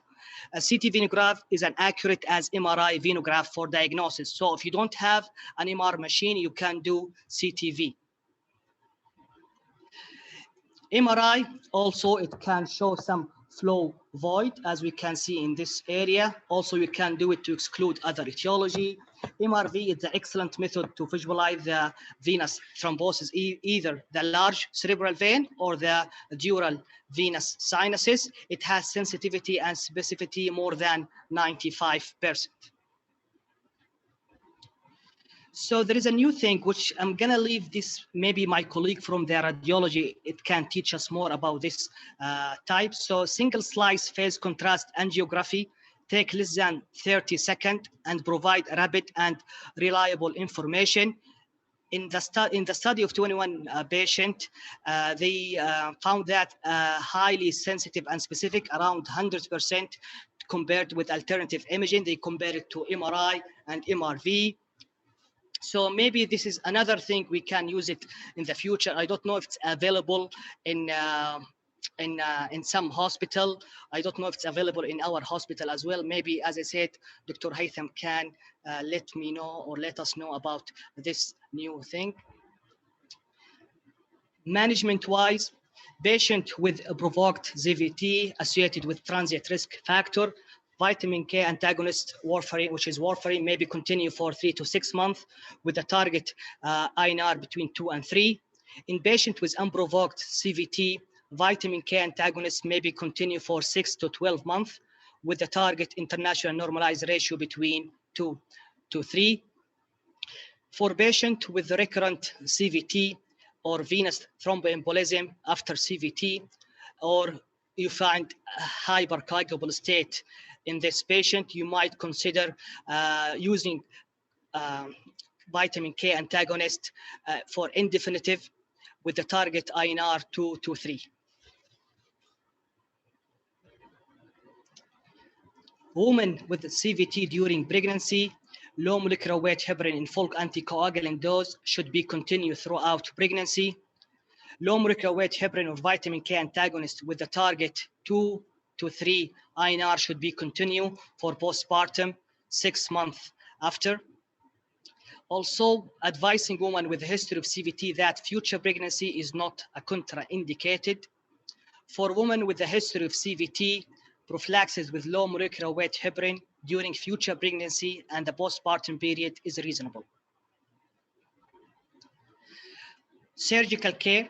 In cases of severe neurological deterioration, open thrombectomy and local thrombolytic therapy have been described as a good therapy. So I remember that 2 patients I have seen, they were having venous line thrombosis, neurological wise they were comatose. So the usual therapy, it wasn't working with them. So we did a local thrombolytic therapy during, so we just give the TBA treatment to the sinuses, which is occluded, and honestly, they improved dramatically in a week. In CVT patient with a large parenchymal lesion causing herniation, decompression surgery has been life-saving and often results in good function outcome, even in patient with severe clinical condition. So this is as a complication of CVT. Some patients, they might have some herniation, so decompression surgery, it will help in these patients. So talking about NUAX, which is the new oral anticoagulant and CVT.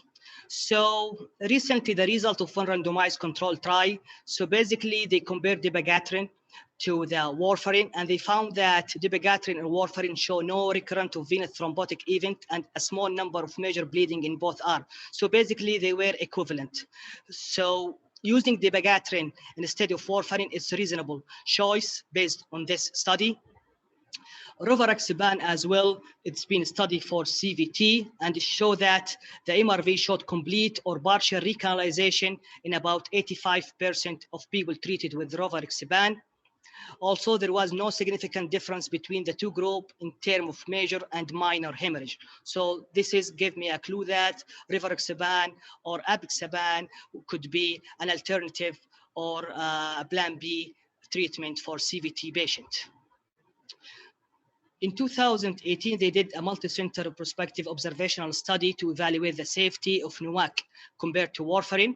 So they found that the use of NUAC, mainly rivaroxaban and dabigatran, appear to be safe and maybe as effective as warfarin in patients with CVT. So in this also systemic review, they compare the NUAC medication compared to the warfarin. They found that similar risk of death in NUAC and standard therapy arm. Also, the new ICH was reported in 2% of NUAC treated people and recurrent CVT. So from this systemic review, we can understand that it's basically equivalent between the warfarin arm and the new NUAC treatment, especially the dabigatran and rivaroxaban. Morbidity and mortality. So herniation attributable to unilateral mass effect is a major cause of death in CVT. Decompressive surgery has been life-saving and often result in good functional outcome, even in patients with severe clinical condition. Mortality is in untreated cases of venous thrombosis has been reported about 13 to 48%. In this study, they found that 91 patients with CVT over a mean 1 year follow-up interval, the majority of patients experience complete recovery. So the prognosis is usually it's excellent. More than 95% of people, if you pick up the diagnosis area and start treatment, they back 100% to their functional status before they develop the thrombosis. So just one thing before I'm closing my talk. So talking about NUAC and warfarin, which one to use. So it's really variable between the neurologists. It depends if you have the agency in your institute, depend if you feel comfortable to deal with these. Also, as we know that newly now there is an antidote for the new medication for the dabigatran and for rivaroxaban. I don't know if this is available in every institute. So you need basically to measure the benefit and risk if you want to start the new oral anticoagulant versus warfarin. So it's really it's a personalized shows more than which one is best. So this is the end of my talk. Thanks for your listening. Happy to answer any questions. And again, thank you for asking me and having me with you today. Many thanks to you, dear Professor Dr. Majid Al-Luqmani. Really, it is a comprehensive presentation about cerebral venous sinus thrombosis, covering all aspects needed to know practically how to deal with such cases. Hope to join us for next webinars and scientific activities, because always value is guaranteed with your presence, dear Professor Dr. Majid. Thank you. Thank you so much. Thank you so much. Now I am going to present my presentation about code stroke policies. Me, Dr. Muhammad Fuad, Director of Stroke Program, Saudi German Hospital Medina, Fellow of European Board of Neurology. This presentation will take us into a journey how to set code stroke policies inside our hospitals, and how to manage the multidisciplinary team of stroke members.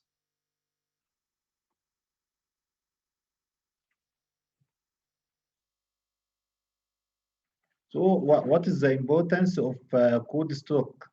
Stroke care is a multidisciplinary process, and time is a crucial factor in that process, and establishment of a stroke team involving all specialties other than neurologists who are involved in stroke care with well-designed tasks and work in harmony is very essential. Providing suitable logistics for that team to achieve their tasks and in the stroke process is much necessary. Also, the previous needs to uniform alertness methods to guarantee providing best care in best time, and this is importance of code stroke. Who are stroke team members? Stroke team members, it is a multidisciplinary team including stroke nurses in emergency department and nurses in stroke unit and wards, stroke nurse educator, emergency department physicians, neurology doctors, radiology doctors and technicians, neurovascular interventionalists, and neurosurgery doctor, anesthesia doctor, ICU doctor, lab doctors and technician, physiotherapist and rehabilitation service, nutritionists, and pharmacists.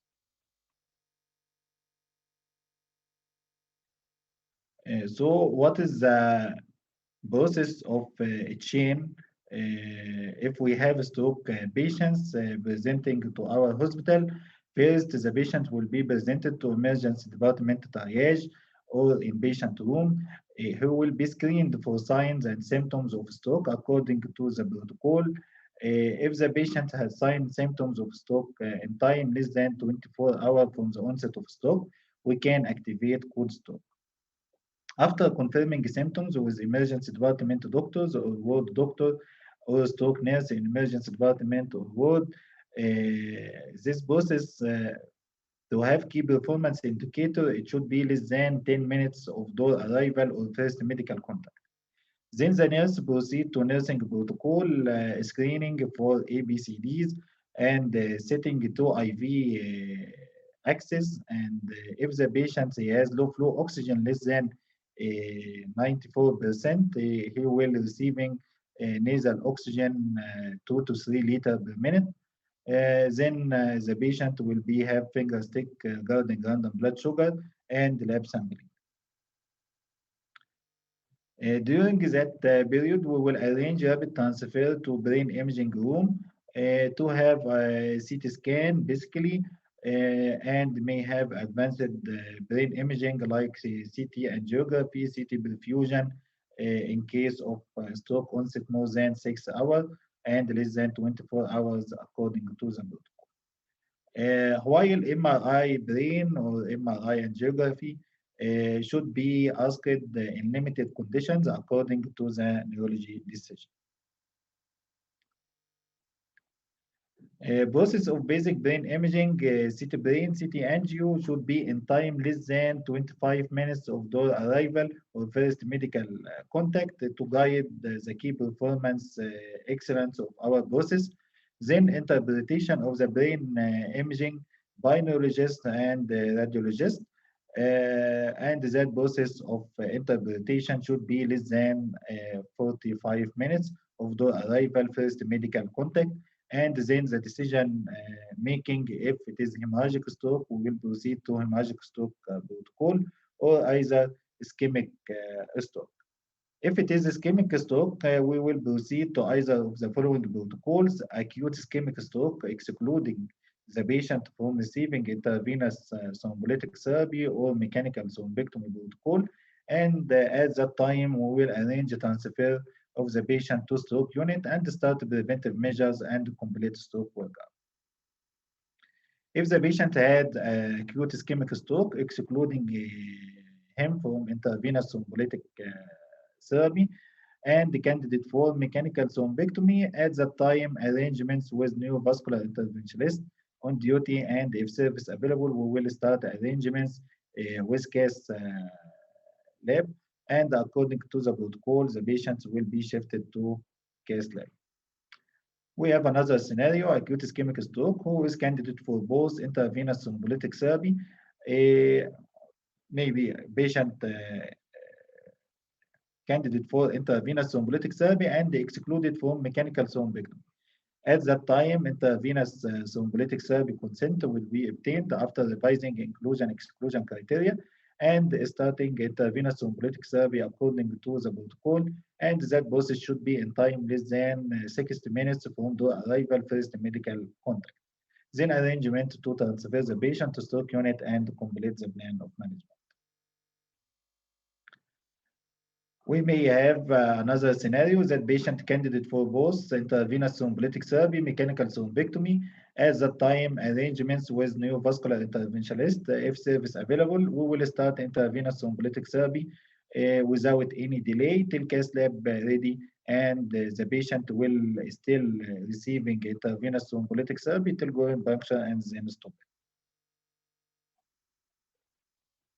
With all protocols, arrangements to transfer the patient to stroke unit to complete the plan of management, and after being stable and past critical phase to be transferred to ward, and after a period of time according to each patient, the patient will be discharged home with a plan of follow-up in outpatient clinic and rehabilitation service if he have post-stroke disability.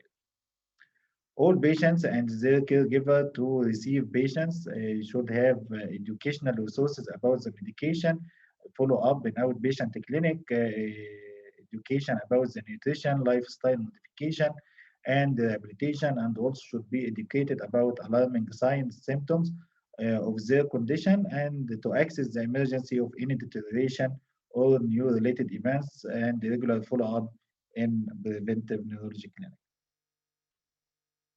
To whom could stroke alert and duties? Could stroke it alerts all team members on duty, starting from stroke nurses in emergency departments and ward. They will do rapid assessment of stroke symptoms in triage or ward room with elaboration of time onset. If less than 24 hours, immediately call emergency department physician or doctor to confirm symptom and time. Then code stroke is activated. They will perform intravenous RTBA checklist protocol before, during, and after receiving intravenous thrombolytic therapy, and assure filling the checklist to monitor code stroke process. Emergency department physician will activate code stroke and call neurology doctor on duty, assure ABCDs, and order further lab sampling regarding CBC, urea create, and random blood sugar, bleeding profile, electrolytes, and will arrange fast transfer of the patient as soon as possible to CT room, even before lab sampling, and to be sampled in CT room. He will order ECG, but not to delay transfer the patient to CT room or receiving intravenous thrombolytic therapy. If indicated, then continue the process arrangement with the neurologist to confirm symptoms of stroke and time onset. The neurologist in duty On arrival to the patient, should be in time less than 15 minutes of call and or code stroke activation. He will perform rapid neurological assessment of the patient, confirm symptoms and time onset, will interpret with the neurologist brain imaging and order advanced brain imaging modalities and additional lab if needed according to each case. He will revise TBA inclusion criteria and exclusion and obtain TBA consent if needed. He will adjust the TBA dose and prepare the medication, either neurologist or stroke nurse, and monitor the patients with stroke nurse during and after infusion. Then he set a plan for management treatment decision with follow-up of the patient along the whole chain process till discharge and follow up the patient in outpatient clinic. He will provide also educational resources to stroke patients, even verbal or written. Neurovascular interventionist in duty will stay tuned and ready for possibility of needed to have mechanical thrombectomy if the service is available and there is large vessel occlusion in CT angiography and share in its interpretation evaluation for eligibility for mechanical thrombectomy, and he will order advanced brain imaging modalities if needed like CT perfusion or MRI perfusion. The radiology doctor on duty who will do rapid initial interpretation of brain vascular imaging modalities when needed and ensure final reporting of that imaging with 24 hours. Radiology technician who will do fast arrangement of CT room or MRI to receive stroke patients in window once code stroke activated without waiting to order of transfer and without delay or superiority unless code below in that room and perform requested imaging protocols. He will also prepare the patients for different brain imaging modalities. Lab doctor technician on duty.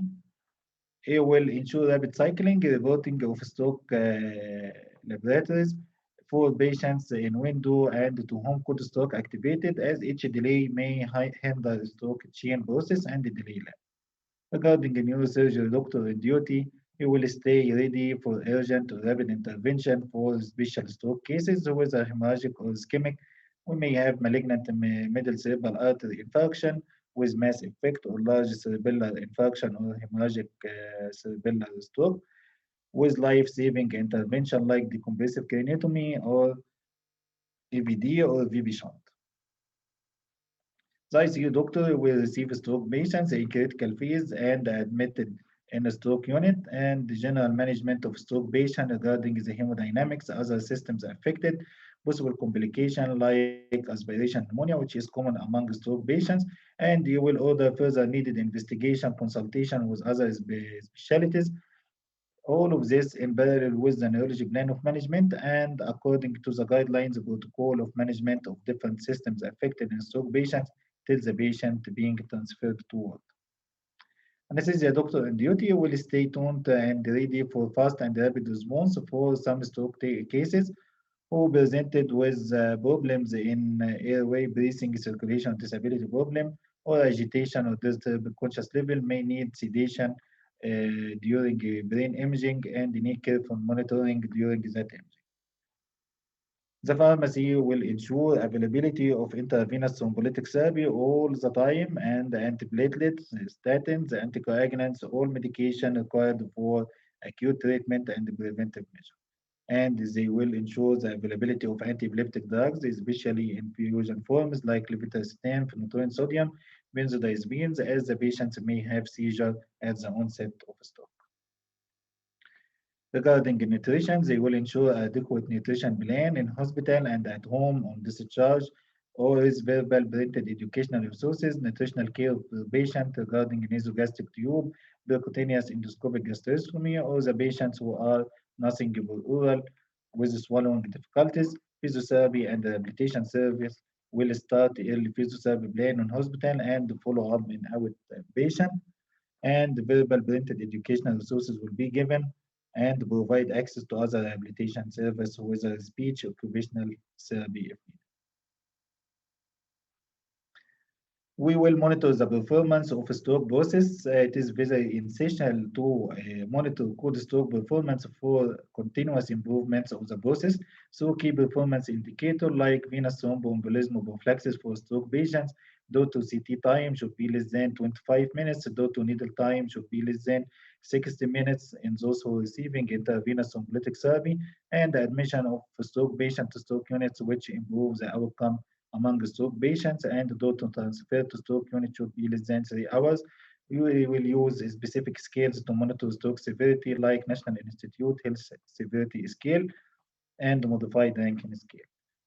While screening all patients for dysphagia, discharging of non-cardioembolic stroke patients on antiplatelet, discharge ischemic stroke patients on statin based on target low-density lipoprotein, discharge of cardioembolic stroke patients with atrial fibrillation, atrial flutter on anticoagulant, and providing patients family education with various methods, discharge with access to rehabilitation service, and screening all patients for post-stroke depression.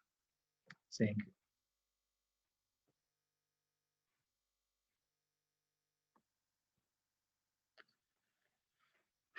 I hope that you gain benefit about the policies of code stroke, and this is essential to establishment system for stroke cases delivered to tertiary care hospital, and this is very essential because the systems will help the patient to receive the medication in the exact time and save time, save minutes, save life.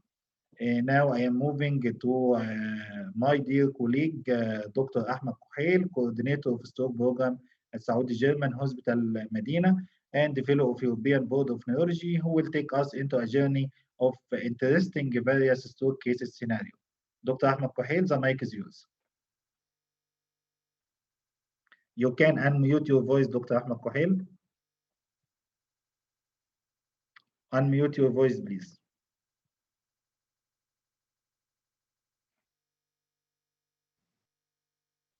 I'm trying to share my my presentation. Take your time, I with you.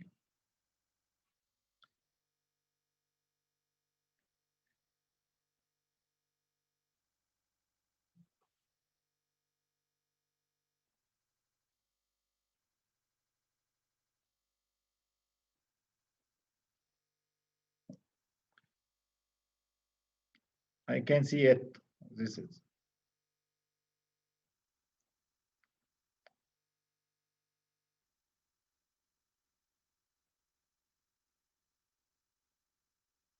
You can see the presentation?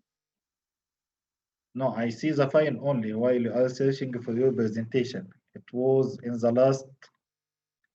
last two.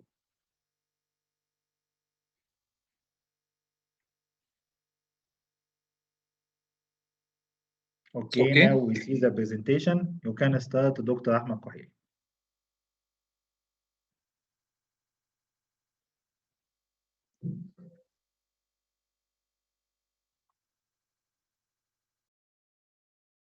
Assalamu alaikum wa rahmatullahi wa barakatuh. First, I want to say it is of my great honor to be a part of this big event. Thanks to all professors sharing this event. I want to thank you about your valuable lectures. Let me to start in order to save our time. Stroke cases, various clinical scenarios. Case number 1. A female patient, 30-year-old, known case of migraine with frequent attacks, but not on prophylactic medications.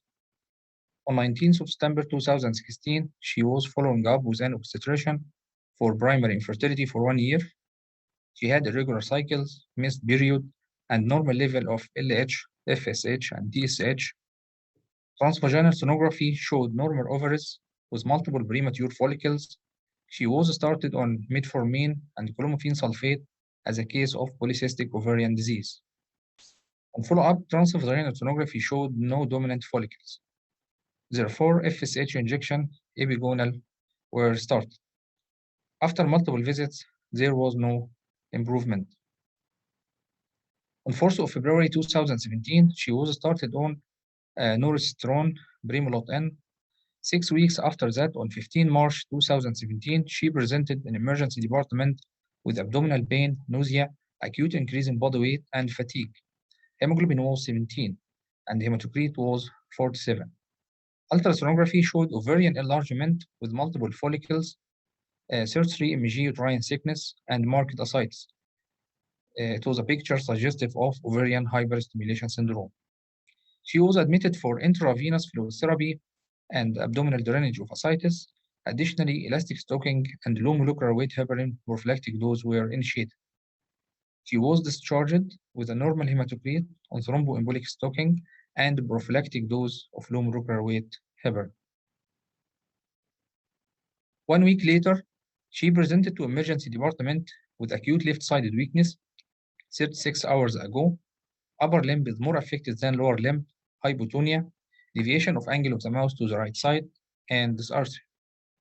There were no seizures, trauma, disturbed conscious level, or fever.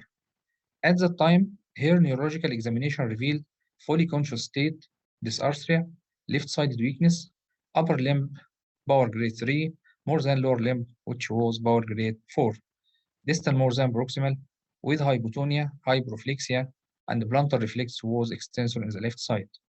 NIH's score was 6. At that time, MRI brain, MRV, and MRA intracranial vessels were done, which showed right basal ganglion and peri-insular area of restricted diffusion, together with occlusion of the right MCA after M1 segment, while her MRV was unremarkable. The patient was out of window of either thrombolytic therapy or mechanical thrombectomy.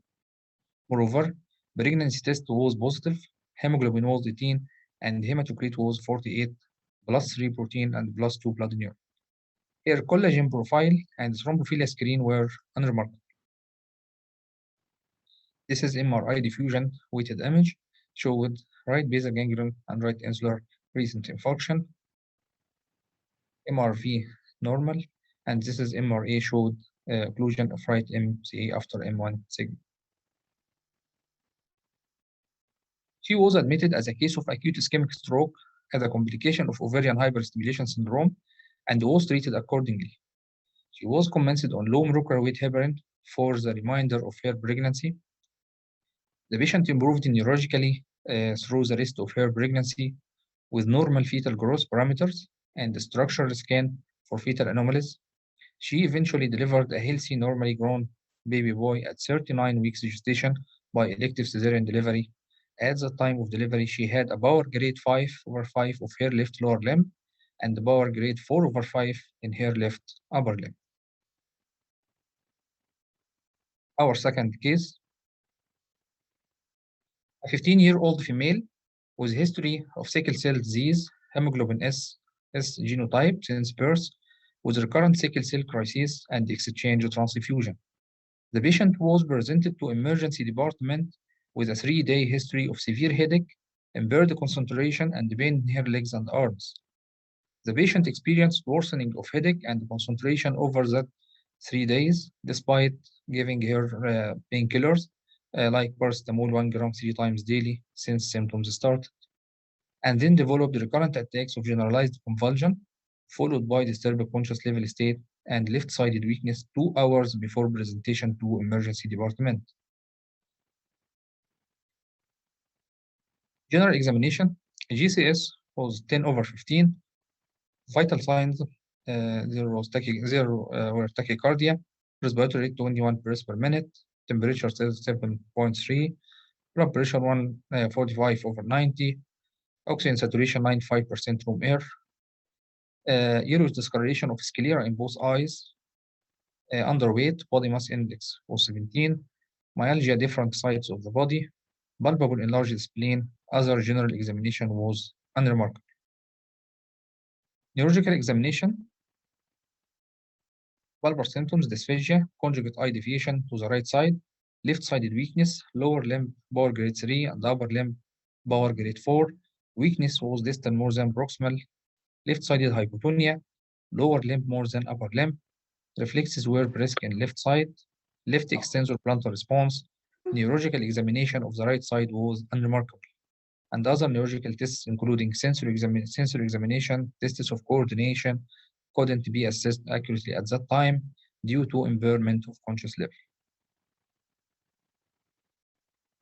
The patient developed another witnessed generalized tonic-clonic seizures being transferred to CT room. Status epilepticus protocol was started and 0.3 mg per kg midazolam was given IV, followed by loading phenytoin 20 mg per kg, and the seizure was aborted, and the patient had CT scan without contrast, which revealed bilateral, frontal, cortical, and subcortical hypotensive ischemic lesions, mainly involving anterior and paraflossine region, in addition to minimal hyperdense smearing of subarachnoid space in the right anterior frontal parasagittal and bilateral high frontal cortical sulci, as shown here in the image.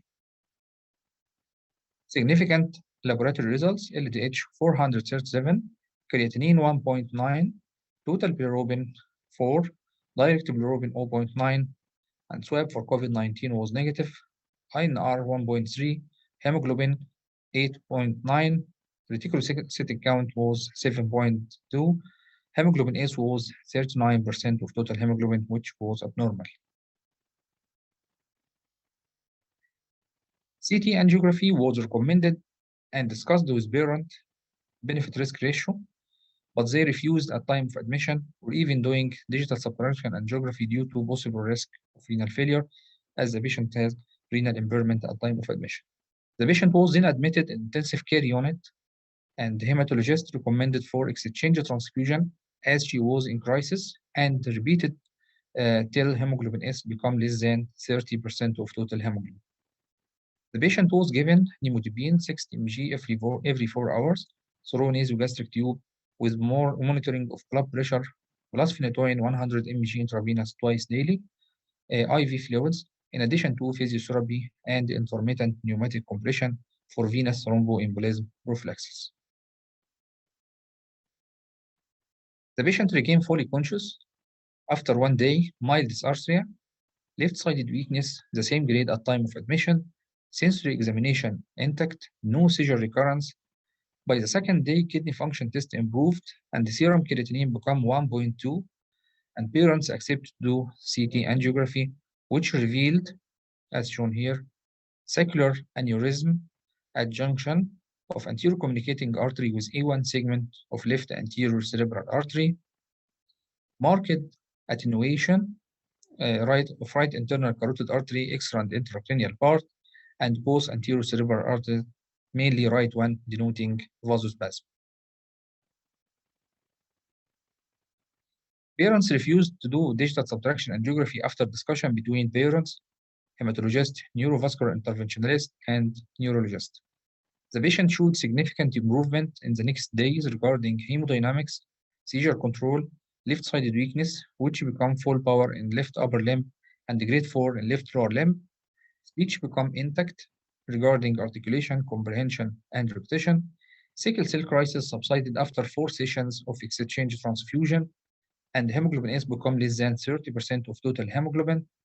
Jaundice subsided, pallor improved, hemoglobin become 10.4 gram LCD. CT brain follow-up showed significant regressive course of subarachnoid hemorrhage and frontal lobe ischemia, with small residual in the right frontal lobe. The patient was then discharged home after 10 days and appointed for follow-up at neurology and hematology outpatient clinic with a plan for rehabilitation. Our third case, female patient, 77-year-old, past history of hypertension, diabetes mellitus, ischemic heart disease.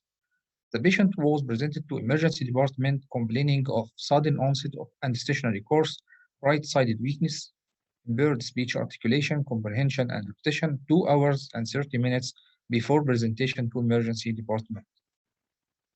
On examination, the patient was sleepy, GCS was 10/15, temperature stayed 7.1, blood pressure 150/95, respiratory rate 19 breaths per minute, heart rate was 98 beats per minute, random blood sugar was 230, oxygen saturation was 96, room air. Code stroke in the hospital was activated in 4 minutes of the patient arrival to emergency department. General examination of body system other than central nervous system was unremarkable. Neurological examination, global aphasia, right upper motor neuron facial paralysis, conjugate deviation of both eyes to the left side, right gaze palsy, right hemiparesis, upper limb more than lower limb, distal more than proximal, power grade in upper limb was 1 and lower limb was 3, right-sided hypotonia, right-sided hyperflexia, right extensor plantar response. Neurological examination to the left side was unremarkable. Sensory examination and tests of coordination couldn't be assessed at the time due to impaired conscious level. NIH's score was 18. 2 wide bore intravenous access was placed. Nasal oxygen 3 liters per minute was placed after dropping of oxygen saturation below 94%. The patient was urgently sent to CT room, and the door to CT time was 15 minutes. CT brain without contrast revealed early ischemic changes in the left temporal lobe, basal ganglia and insula as shown in this image. Aspect score was 7 and door to CT interpretation was 25 minutes. Laboratory investigation, INR 1.1, other routine labs were unremarkable. The patient was revised regarding inclusion and exclusion criteria to receive IV RTPA, and she met it. Discussion was done with the patient first degree relatives about benefit-risk ratio of receiving IV RTPA, and written consent was obtained, and RTPA was rapidly prepared after calculation of total dose at 0.9 mg per kg. 10% of the dose was given as a bolus, and the rest of the dose given over 60 minutes. Door to needle time was 38 minutes. And the onset to treatment time was 3 hours and 8 minutes. The patient had CT angiography while she is on IV RTPA infusion, showed left carotid bulb calcified atheromatous plaques with luminal stenosis 55%, and distal extension of mural thrombus in internal carotid artery with distal progressive narrowing up to total occlusion of distal bifurcation and middle cerebral artery. The patient was candid to mechanical thrombectomy, and door to groin puncture was 70 minutes. IV RTPA was still infused till time of groin puncture and then was halted. The MCA clot was removed using a stent retrieval device. Successful recanalization of both left internal carotid and left MCA was achieved as shown in the following images. This is CT angio. Showed luminal stenosis of left internal carotid artery with total occlusion at the bifurcation and the left middle cerebral artery. This is after mechanical thrombectomy, showed complete recanalization of left internal carotid and left middle cerebral artery.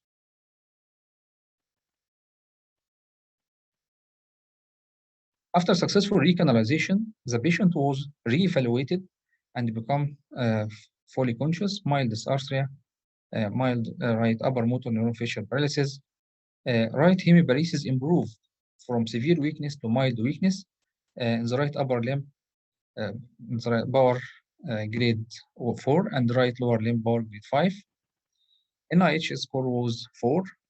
The patient was then transferred to stroke intensive care unit to complete the plan of management with tight control of vital signs and careful monitoring of both general and neurological condition. The patient completed her stroke workup, which was unremarkable except hyperlipidemia. Low density lipoprotein was 221.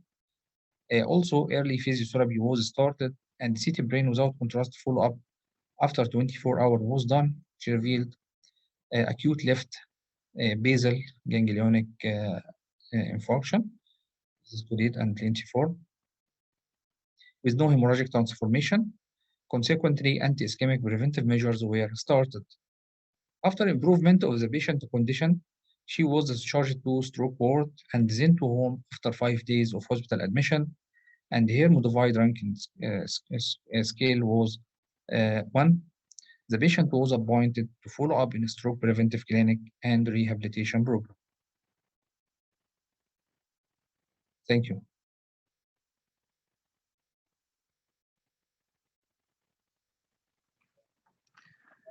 Many thanks, Dr. Ahmed Kohel, for that interesting real case scenarios. And I am lucky that I am witnessing that cases with you and learning from your approach with that cases a lot.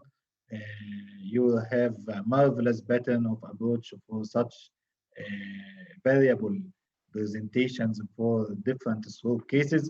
And I think you have published 2 of them in international papers regarding stroke.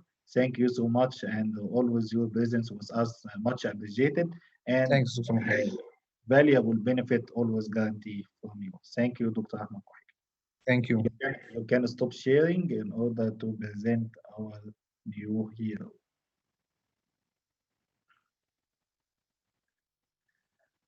Now I am going to introduce one of the best, really one of the best. This is Dr. Muhammad Talat. Dr. Muhammad Talat, he is consultant of emergency medicine and the head of emergency medicine department at Saudi German Hospital, Medina. He is fellow of Royal College of Emergency Physician and obtaining also Egyptian fellowship in emergency medicine. Dr. Talat, he has a lot of contribution in developing emergency medicine system in many hospitals while he was in Egypt, and he is in Saudi Arabia and Saudi German Hospital, Medina. Dr. Talat, he is ACLS, BLS, Atlas trainer and trainer of the trainer. Not saying trainer of trainee, he is trainer of the trainer. He will catch us in very interesting journey because we have a lot of stroke mimics, and while wondering who is the best to say that presentation, I think the emergency doctor who will be the best one to present stroke mimics, because he is the first one to have first medical contact with the patient, and he is screening the patients. If he missed some of stroke mimics like hypoglycemia, I think all the process behind him will be affected. If he is good catcher, he will make the job of other specialties much easy. Dr. Talat, you can take us through that interesting journey, and I will be a good listener to you. السلام عليكم ورحمة الله وبركاته. وعليكم السلام ورحمة الله وبركاته. مساء الخير، جزاكم الله خيرا دكتور محمد والبانل المحترمين و all of the attendees for this introduction. جزاكم الله خيرا. I'm very happy and delighted to be with you in this event, and inshallah hopefully in many upcoming events, and thank you so much for the extraordinary activities that have been done in the awareness campaigns and awareness activities of the strokes. My name is Muhammad Talat, and I will not say anything more than what my brother and friend Dr. Muhammad said. Our objectives in this small talk is to walk you through the major mimics of the strokes. But before going through the mimics, let's start by the definition of mimic.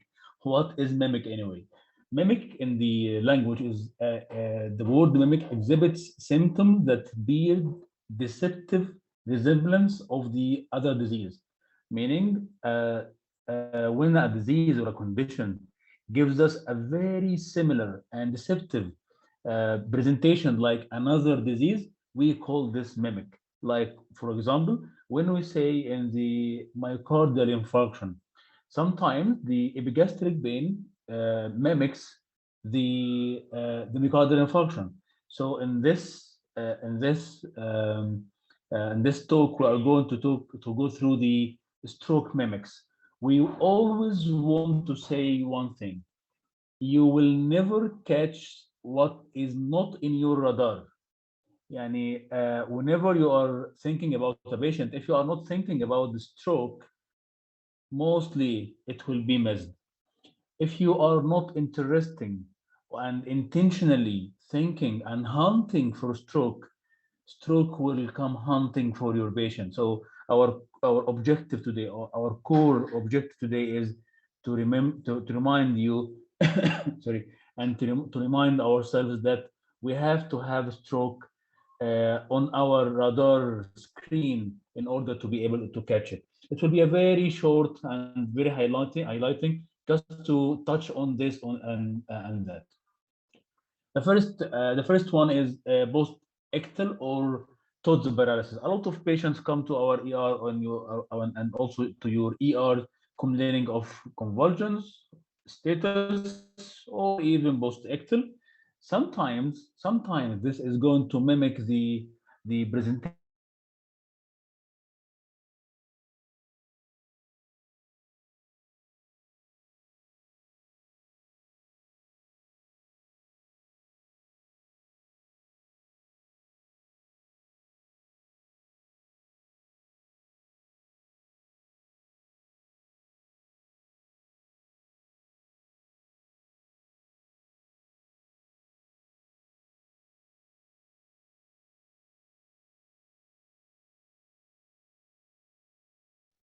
السلام عليكم.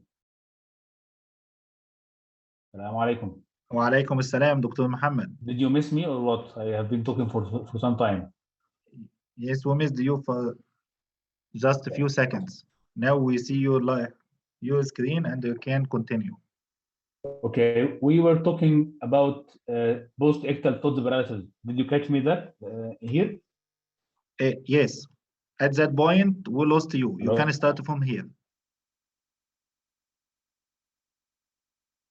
You can start from post-ictal TODS paralysis.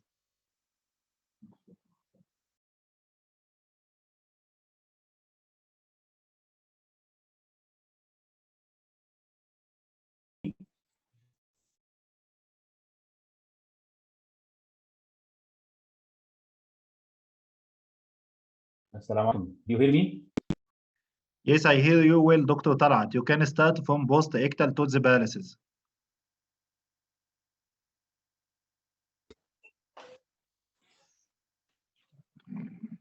Assalamu alaikum. I'm Dr. Talat.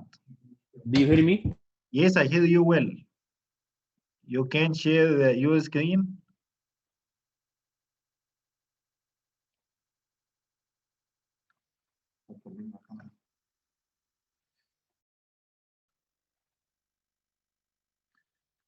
We may have some technical problem with Dr. Muhammad Talat, but he will fix it soon.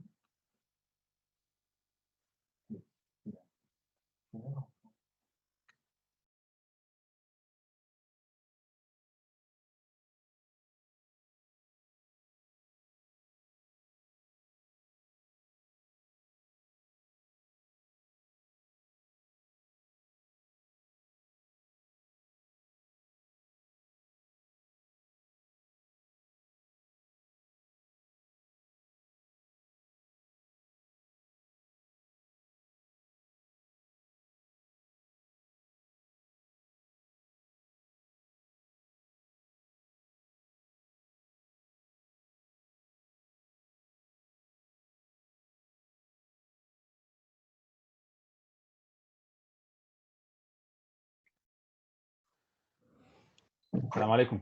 وعليكم السلام Dr. Muhammad. Sorry for this technical interruption. No problem. This is usually in webinars, and we are accustomed to deal with that. Okay. You Okay. can... So we are talking about the TODS paralysis, and we said that in many patients are going to face some paralysis or weakness that will resemble the weakness that we usually have in strokes. And the distinguish. Sorry, Dr. Talat, for interruption. Could you make it full screen? Yeah, sure. Yeah, and the distinguishing features here are that typically disappears quickly, and this is actually very challenging because we know in strokes that time is brain, and this takes us to the very challenging ticky clock on the wall, and this will take us. We're not going to just stand up there waiting for time and waiting for the patient to improve or to continue in his weakness or in her weakness. We are going to use that time taking appropriate history and appropriate searching in the medical file if we have any, in order to be sure that that was that patient is having a history of seizure before considering or signing it off as total paralysis. Can be confused with transient ischemic attack, definitely, and seizure can be secondary to cerebrovascular accidents. The second one is syncope, and in syncope it's a little bit much easier because there is no persistent or associated neurological symptoms. In syncope, by definition, the patient should resume all the previous condition before stroke with no persistent or associated symptoms. Whenever we have any persistent symptoms, then it will be very, very important to take in consideration that we have to rule out a stroke. Meningitis and encephalitis. The distinguishing features here are fever. You have to search for it in this patient, and actually in every patient also, because if you don't search for it, mostly you will miss it. It's very common in immunocompromised patients. Meningismus will be found, but meningismus will be discovered when we search for meningismus. So again, we have to search for it. If it's not in my radar, then it will be missed. And whenever we want to roll it out, it should be through the lumbar puncture. Mimic number 4 is complicated migraine. A lot of patients, especially in this westernization of life, are having more incidents of migraine, and the more migraine we have, the more complicated migraine and the more complicated or hemiplegic migraine is going to be faced.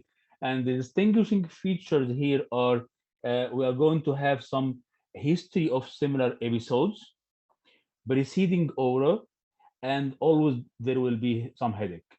So yes, it's very challenging, but we can still distinguish between complicated migraine and stroke with these 3 points. Mimic number 5 is brain neoplasm or abscesses. And in this topic, we have to search for focal neurological finding, not the generalized one that we might have in stroke. Signs of infection, especially in abscess, and it's definitely detectable in these cases by imaging. Epidural and subdural hematomas. You will find some history of trauma. You will find some history of alcoholics or drug abuse, substance abuse, and so. And always consider this possibility in patients with anticoagulant use. Always search for it, because if you don't dig in this medication history, it will not be easily found. Some patients are having bleeding disorders, so not only anticoagulant use, but also bleeding disorders, and it will be detectable by imaging. And this will take us to this issue. So when we go for the CT brain in this suspected stroke patients, the question that comes to our brain, the first question is there any hemorrhage? Yes, no. Then is there any, if we don't have hemorrhage, then it's a stroke. And all of us know that this epidural and subdural, and sometime we are going to talk about subarachnoid hemorrhage. It's very, it's very snaky. It's very difficult. If you don't go for it, it will not be easily caught. Subarachnoid hemorrhage, and yes, it can be considered as one of the parts or one of the categories of the stroke syndromes, especially the hemorrhagic strokes. But also we have to put it here as stroke mimics, and we can differentiate between this mimic and the stroke by the characteristic sudden onset of severe headache. And we used to be taught in the medical school that the question of is it the worst headache you ever had, and everyone will tell you yes. So I will give you a hint here. Whenever you want to ask this question, ask it in this way. You can ask your patient, when was the last time you had a headache like this? Usually the patient will tell you, yes, I had it before, or he will tell you, well, I have never have any headache like this. So take it as a tip or one of the tips and tricks in the emergency room. When you ask about the subarachnoid hemorrhage, don't ask them, is it the worst headache you had ever? Because the answer is going to be always yes. Hypoglycemia. If you ask me one thing in this mimics, Talat, remind me about only one mimic. One mimic. Actually, it will be hypoglycemia. And we had a lot of cases in which the patient is brought in by hemiplegia or suspected stroke or this or that, and eventually we find that that patient is having some hypoglycemia. And it's textbook picture actually, and it's well mentioned and well described everywhere that hypoglycemia can mimic any neurological disease or any neurological condition, and among them is stroke. And it can be detected by the bedside glucose measurement and the history of diabetes, yes or no, we don't care. We go for glucose check in every suspected patient, and actually it's one of the golden rules in emergency medicine. Whenever you have a disturbed conscious level patient, always start with glucose check. Hyponatremia is one of the challenging also. You will find some history of diuretic use, neoplasm, maybe excessive free water intake. And when we say this, we are talking about the types of hyponatremia actually, because there is three main types or categories of the hyponatremia, which are the hypovolemic hyponatremia, euvolemic hyponatremia, and the hypervolemic or overloaded hyponatremia. And we're not going to talk a lot about hyponatremia, but just remember to have it in your radar in the appropriate correlation. Hypertensive encephalopathy, it will be of gradual onset. It will be global cerebral dysfunction. There will be some headache, yani well recognized headache. The patient will be a little bit delirious. Definitely, you will find the vital signs pointing toward the hypertension. And when you go for imaging, you will find the cerebral edema. A hyperosmotic coma is usually associated with high glucose level, and it's usually associated with type 2 diabetes and old age. And we used always to teach our residents or our juniors, whenever you are having a diabetic patient with the stable conscious level, if he is young and if he is the type 1, mostly it will be DKA. If he is old and if he is on type 1, mostly it will be hyperosmolar state, and it can mimic also the stroke.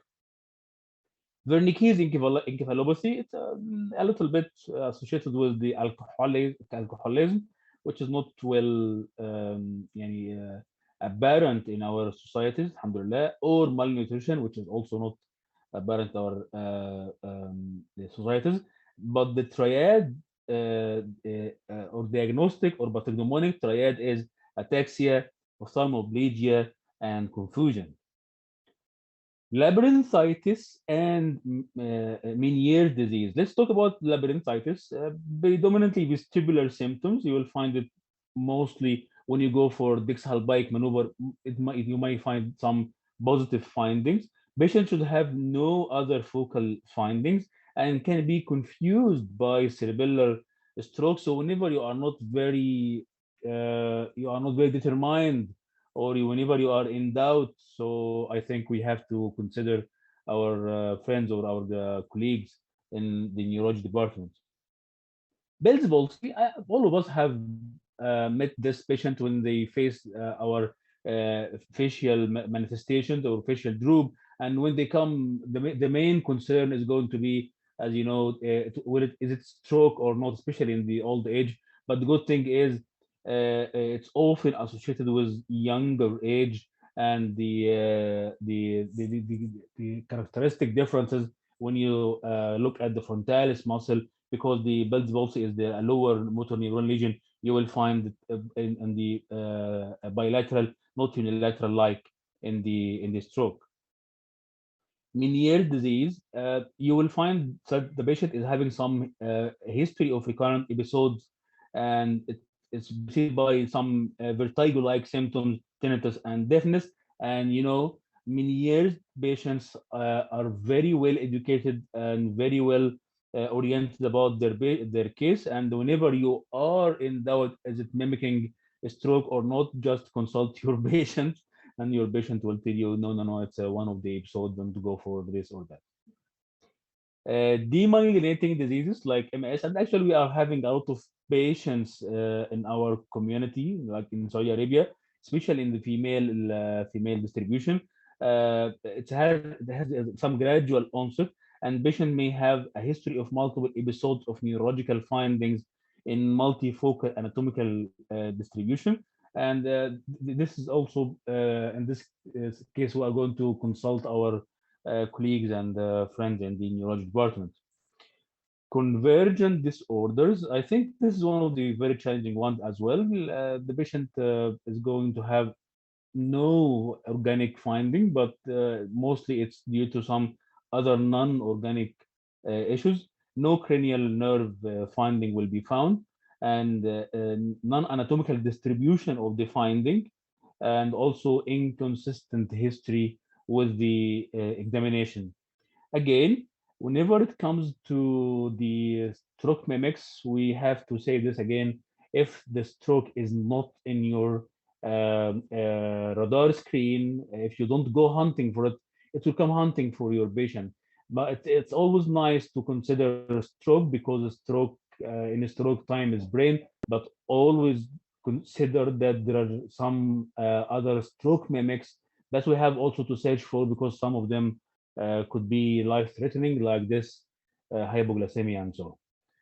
If you have any question, my email is mtrashid@sdhgroup.net, and I know that there is no space or there is no room for question and answer, but whenever you have any questions, that send me, and I will reply your question very happily. Thank you so much. Shukran to Muhammad.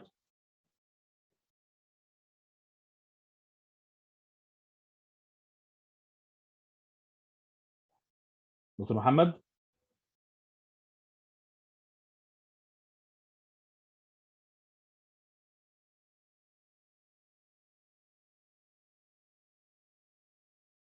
السلام عليكم.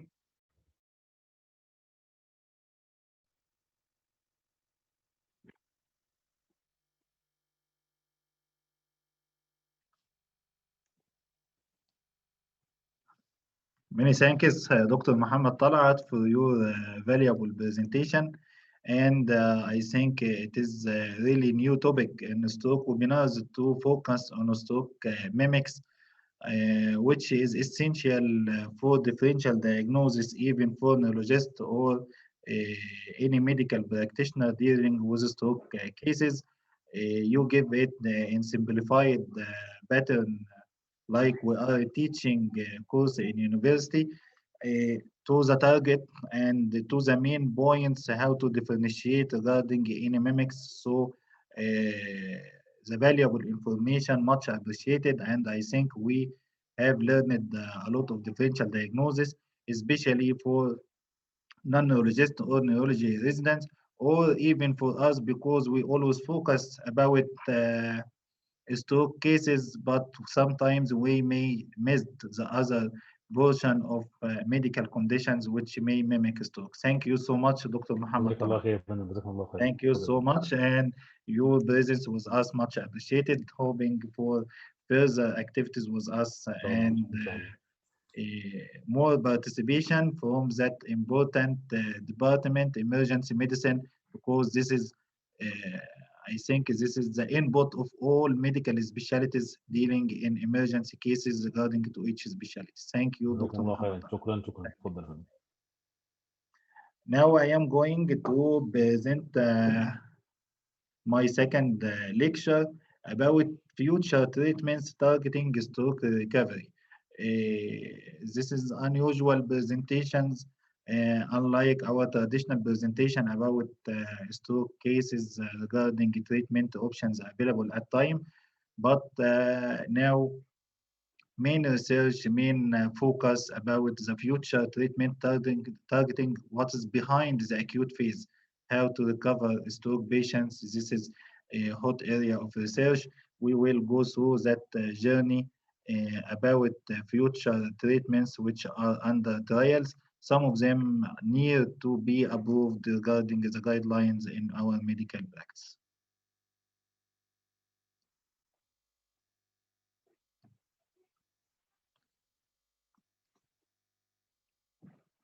This future treatments targeting stroke recovery. Remarkable advances has been made over the past 20 years in acute vascular treatments to reduce infarct size and improve the neurological outcome. And substantially less progress has been made in the treatments to enhance neurological recovery after stroke.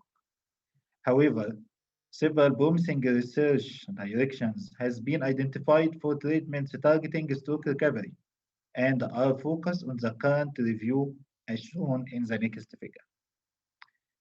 In that figure, we will see the phases for any possible treatments, starting from the research methodology till become evident clinical based and then get approval to be unified in the treatment protocols. We have many promising treatments targeting stroke recovery. Some of them are in the preclinical development, some of them in the human clinical studies, some of them are favorable clinical studies and ready for the later phase for clinical evaluation, and then we will reach the final phase, which is ready for broad clinical application. So any treatment regarding stroke or any field of medicine, the treatment will pass through that following phases. We have possible options for future treatments targeting stroke recovery. We'll start here from monoclonal antibodies, which is still in the preclinical development and in human clinical studies. Then more progress regarding the brain-computer interfaces. Then more progress regarding the use of growth factors. Then more progress or at the same level regarding brain stimulation. Then more progress to be ready for clinical application cellular therapy. Then more progress towards tele-rehabilitation, virtual reality at the same level, and then we have significant improvement in the use of small molecules and pass from the in-human clinical studies and now in the favorable clinical studies, which is ready for the later phase of clinical evaluation, which is very promising. And fortunately, the use of robotics in stroke treatment, which now reach advanced level in the clinical studies, which is ready for the later phase of clinical evaluation. And we have mirror therapy, which is near to be applied clinically and approved, and constraint-induced movement therapy, which is the higher level one among this future treatment, which is ready for broad clinical application. We will move to each one of them in short, hence focused, in order to have an idea about the future possible treatments targeting stroke recovery.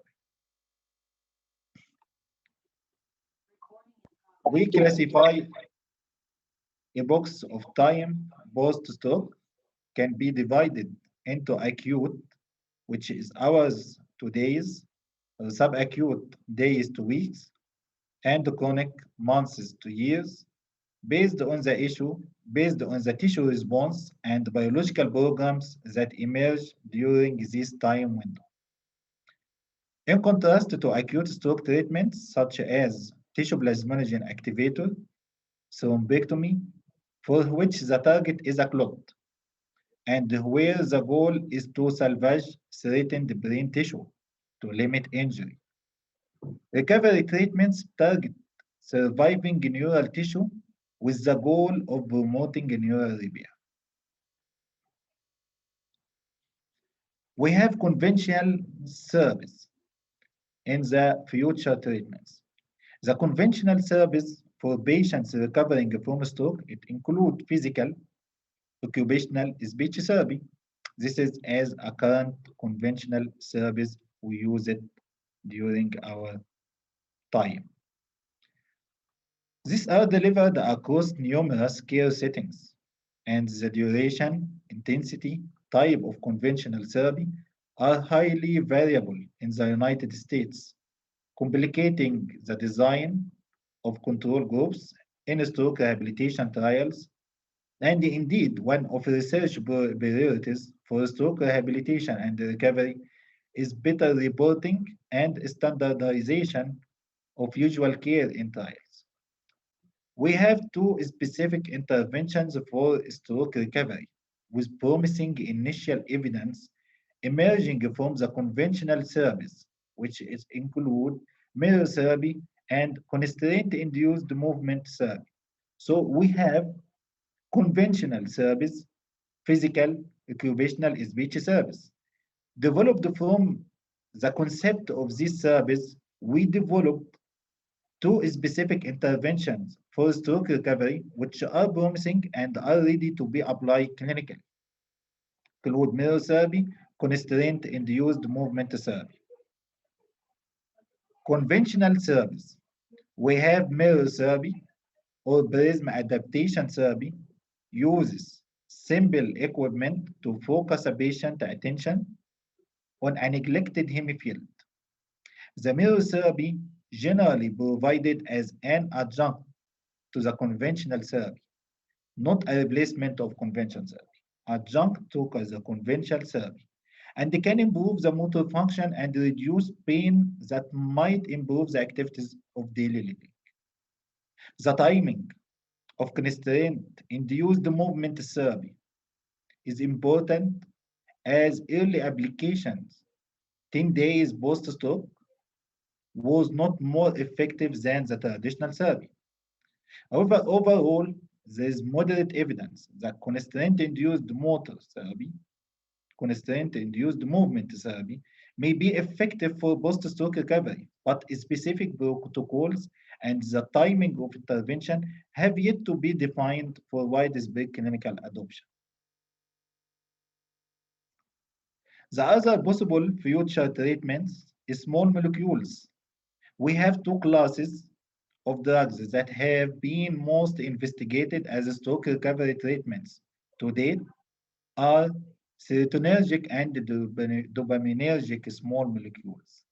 A meta-analysis of 52 trials of selective serotonin uptake inhibitors after stroke found that at the end of treatment, patients receiving an SSRI were less likely to be dependent, disabled, neurologically impaired, depressed, or anxious, and that favorable effects were greater in participants who were depressed at randomization.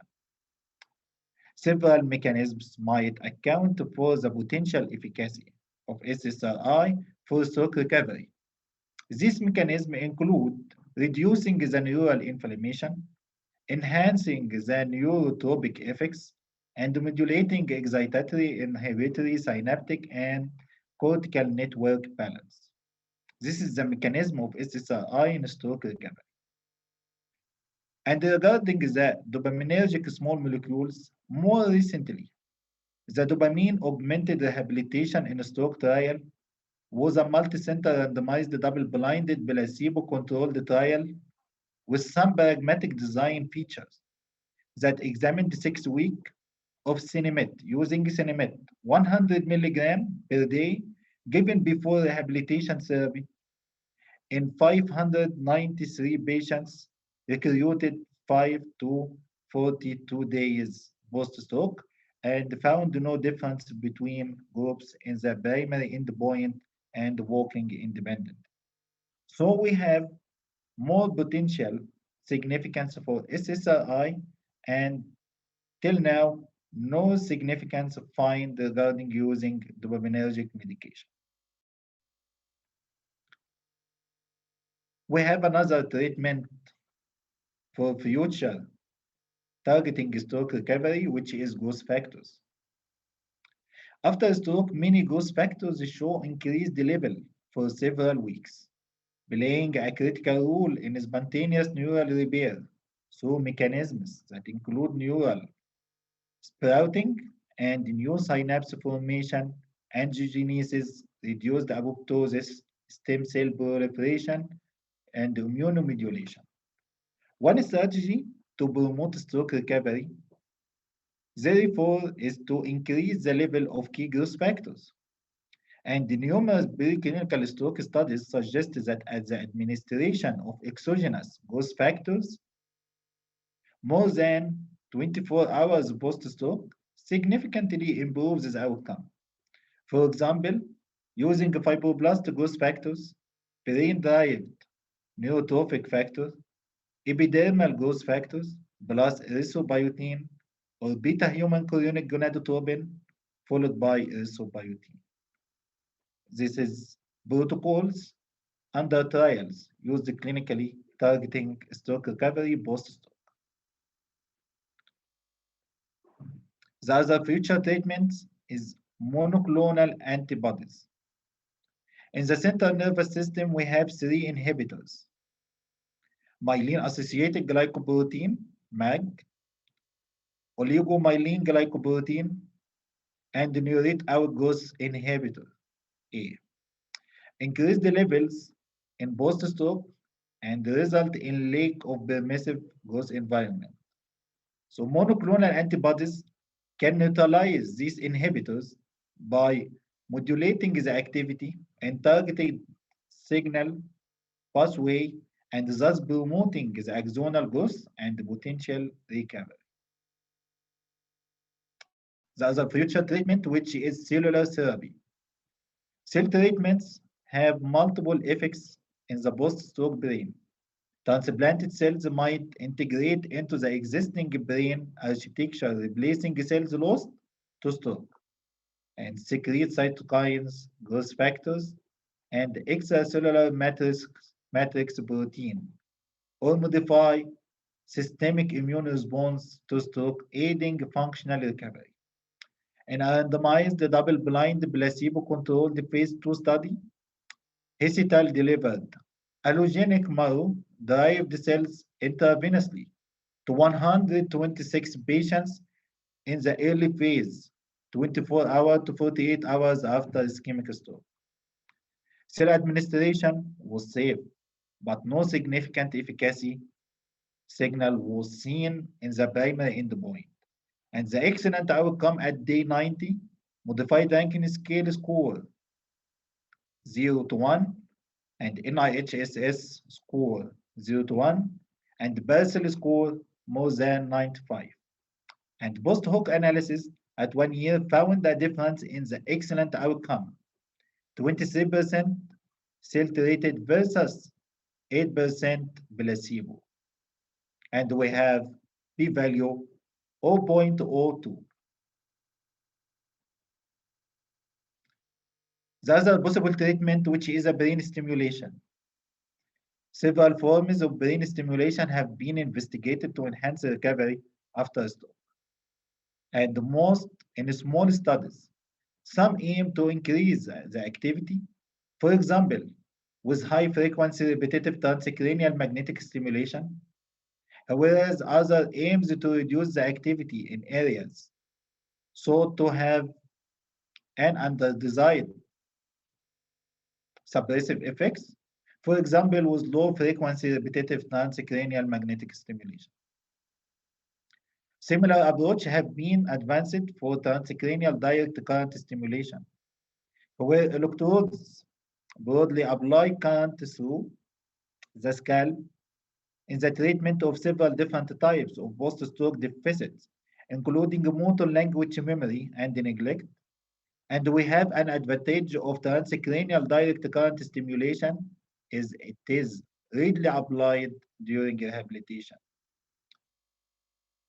We have another modality is vagus nerve stimulation, which has been hypothesized to enhance brain plasticity, possibly by modulating activity in the neurotransmitter systems, such as acetylcholine and norepinephrine. A recent randomized human clinical trial of vagal nerve stimulation paired with rehabilitation demonstrated safety and feasibility and efficacy trial are ongoing. We have a future treatment also robotics. Robots are promising for stroke rehabilitation because they can deliver consistent, programmable, and high-intensity motor therapy, and furthermore can use sensors to measure movement kinematics. We have another technological future treatment recovery targeting stroke recovery, which is a brain-computer interfaces. When a lesion is severe, one potential approach is to restore voluntary behavior, is to capture signals from the intact cortex and bypass the lesion. Some advocate surgical approach. An alternative approach to lesion bypass, which is brain-computer interface. The brain-computer interface is a system that may or may not be non-invasive and that translates central nervous system signals into a command signals for a technological device. The components of brain-computer interface include devices for recording the neural signals, which is called sensors, and the process of translating neural signals into command signals, which is called neural decoding, devices for executing command signals, which is called the effectors, and the feedback provided to the user, which is feedback. Using the brain-computer interface system, people with neurological disease have successfully controlled computer cursors to regain the communication and robotic prosthetics and to restore movement. A complementary goal of brain-computer interfaces is to enhance the rehabilitation therapy effects. And the hypothesis is that training patients to produce normal brain activity pattern through feedback reinforcement or linking neural activity directly to the sensory feedback of intended action engage activity dependent and Hebbian neuroplasticity mechanisms and thereby restore the native neurological functions. We have another future treatment, telerehabilitation.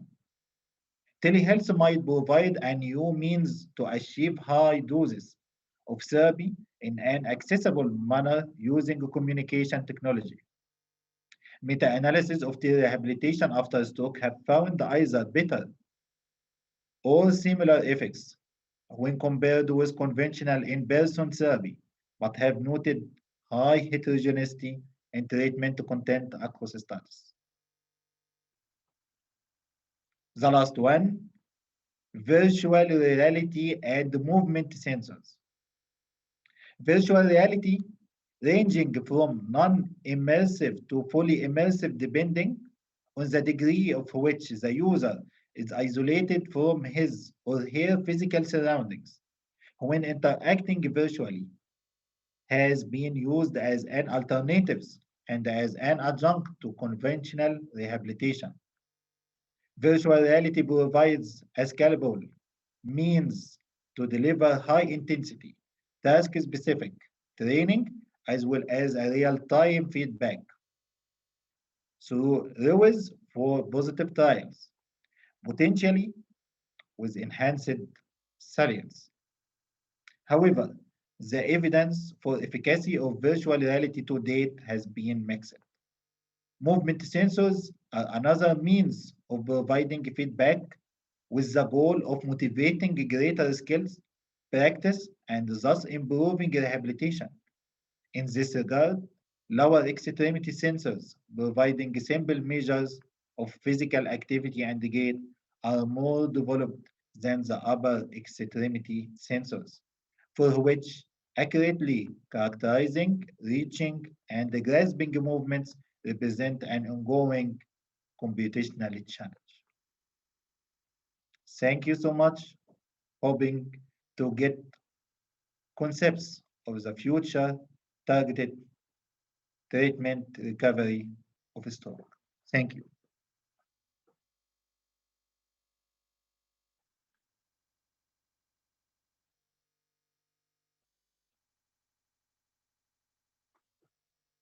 Now I am going to present one of the eminent radiologists, consultant Dr. Haitham Saleh. Consultant Dr. Haitham Saleh, he is the head of radiology department at Saudi German Hospital Medina. He is holding Egyptian fellowship of diagnostic and interventional radiology. He will give us our basic interpretation of brain imaging, which is essential for neurologists and non-neurologists dealing with stroke care.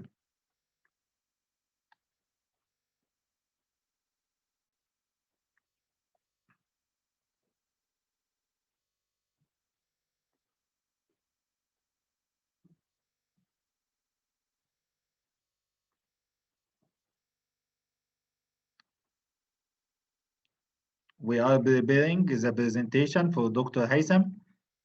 As Dr. Haitham, he will give his presentation from my PC as he is in duty in our hospital.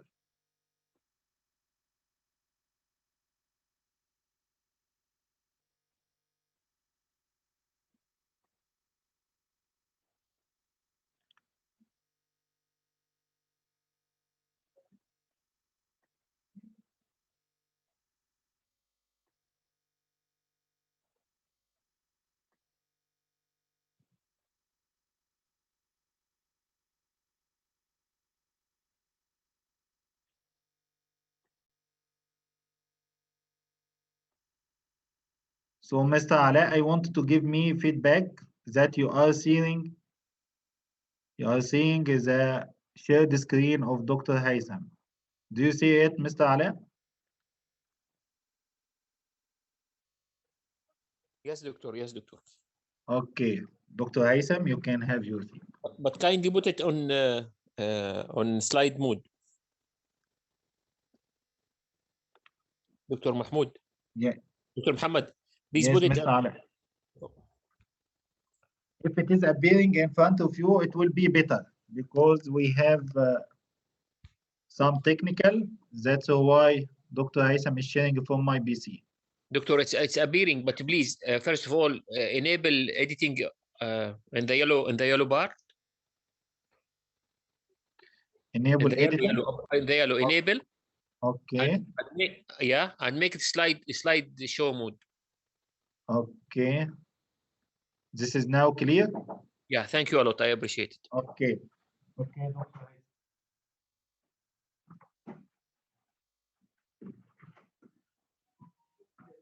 Bismillah ar-Rahman ar-Rahim.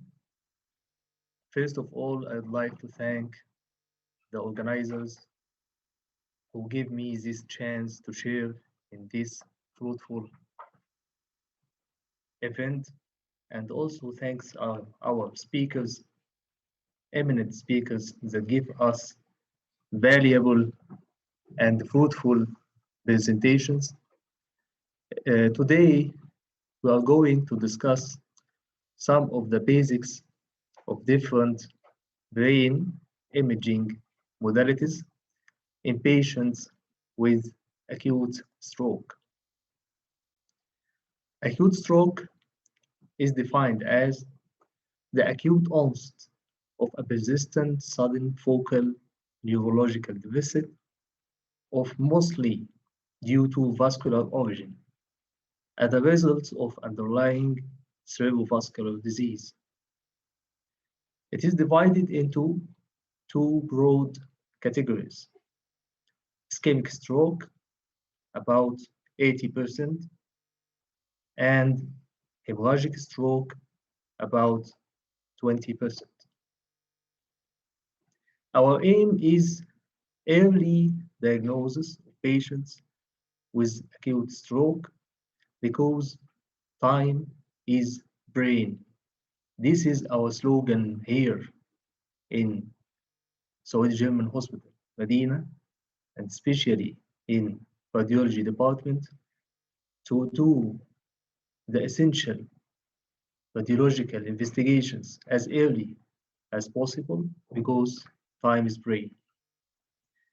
In many institutions with active stroke services, which provide reperfusion therapies as so-called cold stroke, aimed at early diagnosis and treatment of the patients.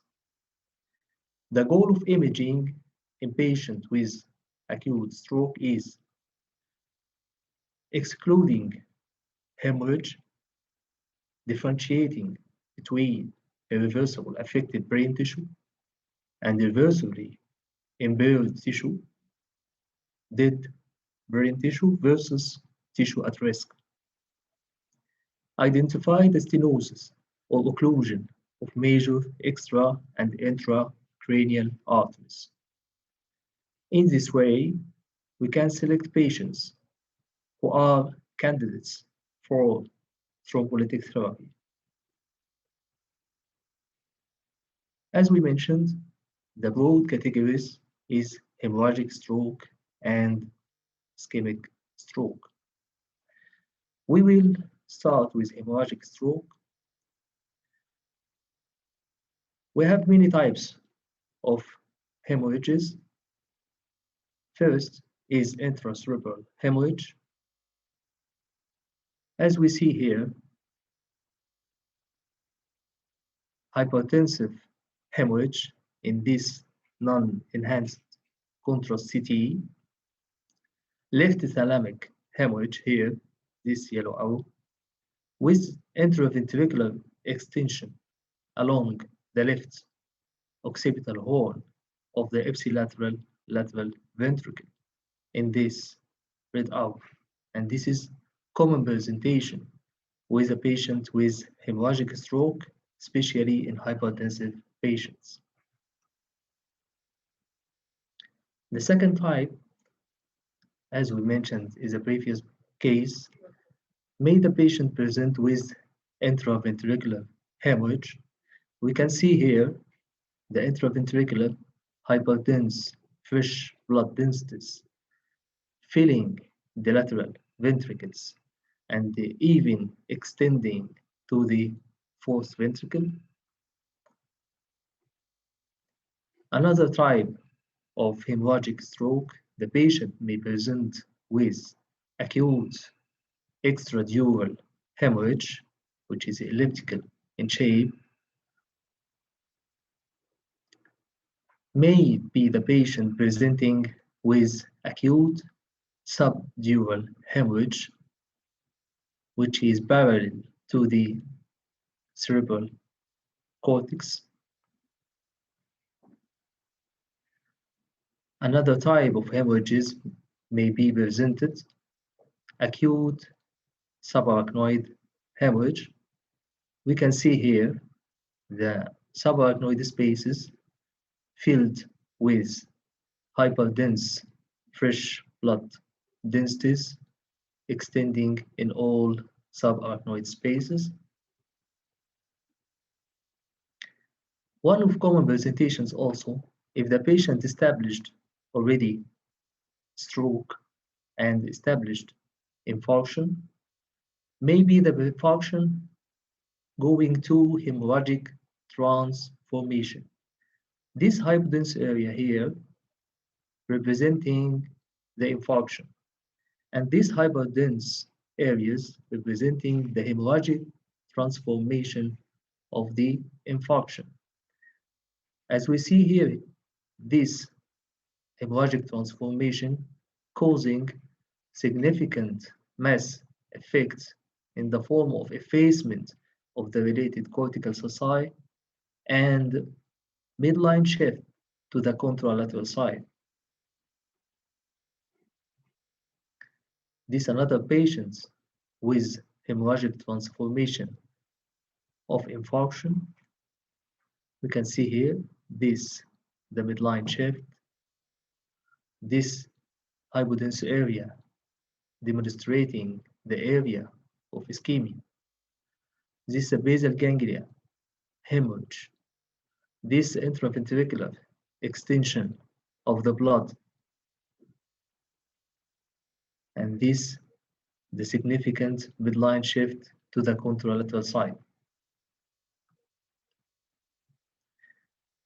Time is brain again and again. The another category of stroke patients is ischemic stroke. Ischemic stroke simply is a hypotense area at the left hypophyseal cortical region.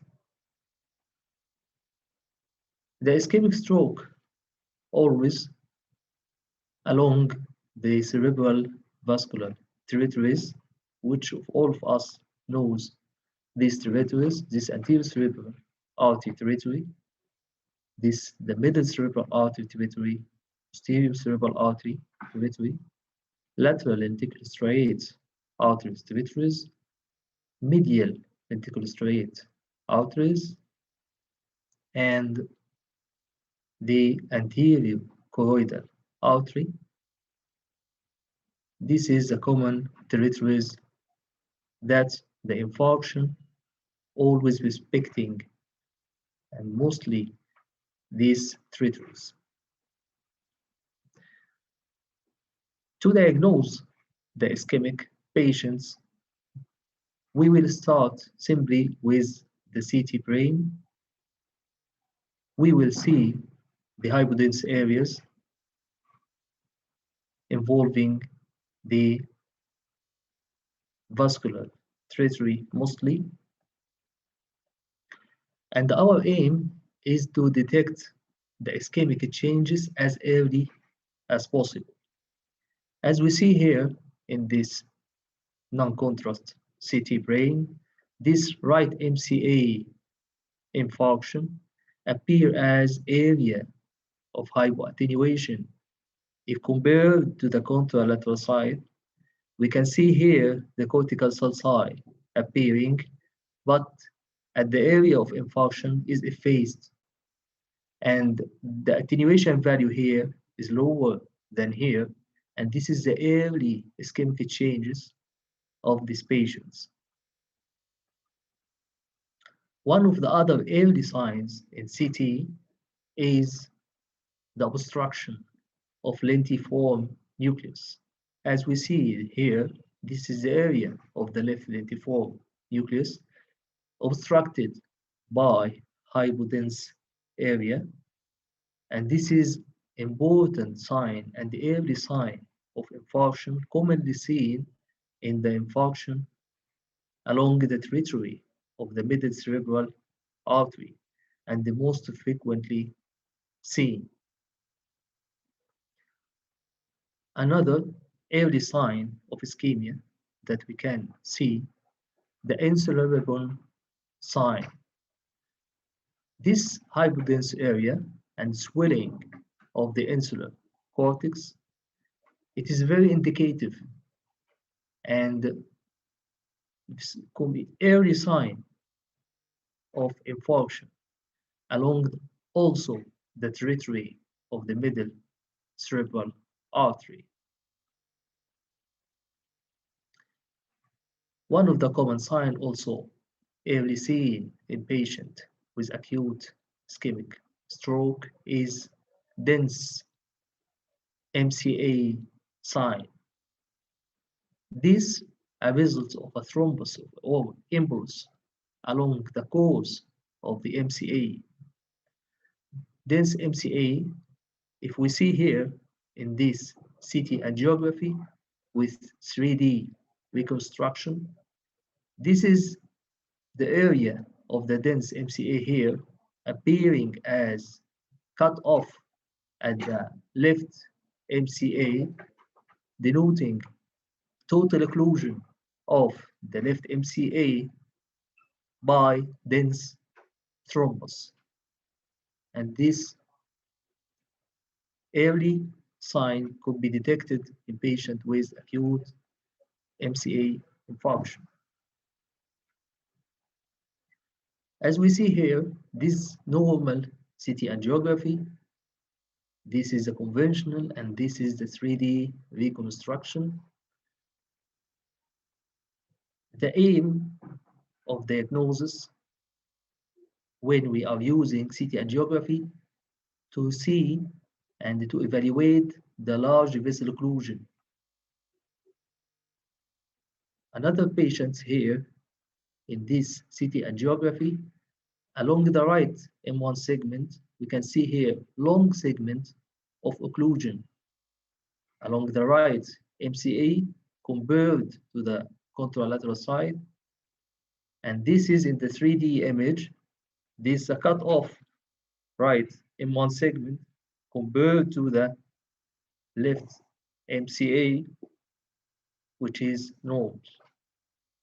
And this is the value of CT angiography to detect the large vessel occlusion and collaterals to give the patient the good and the adequate diagnosis to get the way of treatment after this accurate diagnosis, either by mechanical thrombectomy as these patients or by thrombolytic therapy in other patients. We can use also CT perfusion to detect the ischemic penumbra. The ischemic penumbra denotes the part of an acute ischemic stroke that is at risk of progressing to infarction, but is still salvageable if reperfused. It is usually located around an infarcted core, which represents the tissue which has already infarcted or is going to infarct regardless of reperfusion. The primary aim of current acute stroke intervention to prevent the ischemic penumbra from proceeding to established infarct. And this is the value of CT perfusion to early detect the ischemic penumbra. On CT perfusion, the ischemic penumbra, generally, it should be thought of as the area of the brain with reduced perfusion minus the infarcted core. In practice, common definition for penumbra is the area of brain with prolonged Tmax, typically more than 6 seconds, or other measures of delayed arrival of contrast, such as mean transit time or time to peak. The ischemic penumbra also presents normal or increased cerebral blood volume due to autoregulation. This region will have only a moderate decreased cerebral blood flow. This is in contrast to the infarcted core that will have a marked decrease in the cerebral blood flow and also decrease in the cerebral blood volume. As we see here, the value of CT perfusion, the red color here refers to the infarcted core, and the green colored area here is representing the ischemic penumbra. These patients undergo CT perfusion and CT angiography presented right MCA occlusion and this large area of infarction. When we shift the patient to the CT perfusion, we get the area of penumbra and the infarcted core. This patient also have large area of ischemic penumbra. You can see here the cut off in the left MCA denoting occlusion, and this column representing, if you can see here, this is the cerebral blood volume, And this column here, cerebral blood flow. And this column, mean transit time. And this column here, Tmax.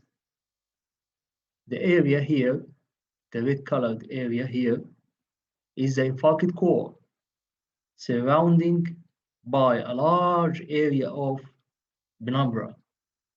So this patient will get benefit from mechanical thrombectomy.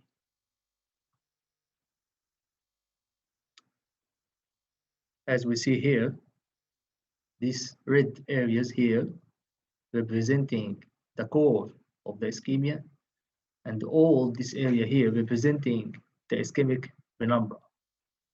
As long as the ischemic penumbra is large in size and the infarct core is small in size, so if we go to mechanical thrombectomy, the patient will have a good benefit from this management. In this patient, we can see here, this is the CT brain, non-contrast CT brain, only microvascular ischemic changes. When we shifted the patient for CT perfusion, we can see in the CT perfusion maps here, matched deficit in the cerebral blood volume and the mean transit time. The same area of the infarct core is matched with the mean transit time in the cerebral blood volume and cerebral blood flow, denoting that no penumbra in these patients, so this patient not candidate for mechanical thrombectomy. So if we find matched areas between the infarct core in all CT perfusion maps, so the patient will not get benefit from the mechanical thrombectomy.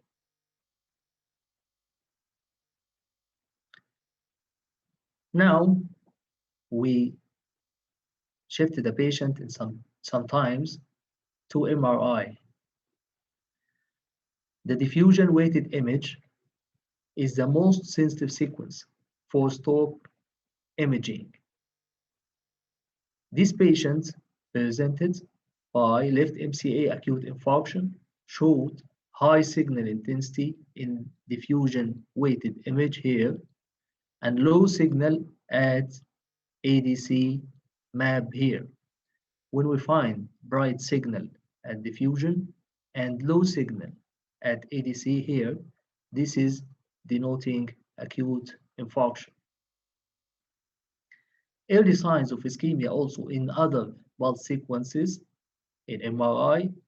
This here, axial T2 weighted image, and this is axial flare, demonstrating hyperintensity along the trajectory of middle cerebral artery here, and also in the flare pulse sequence, and also here extending to the left lentiform nucleus.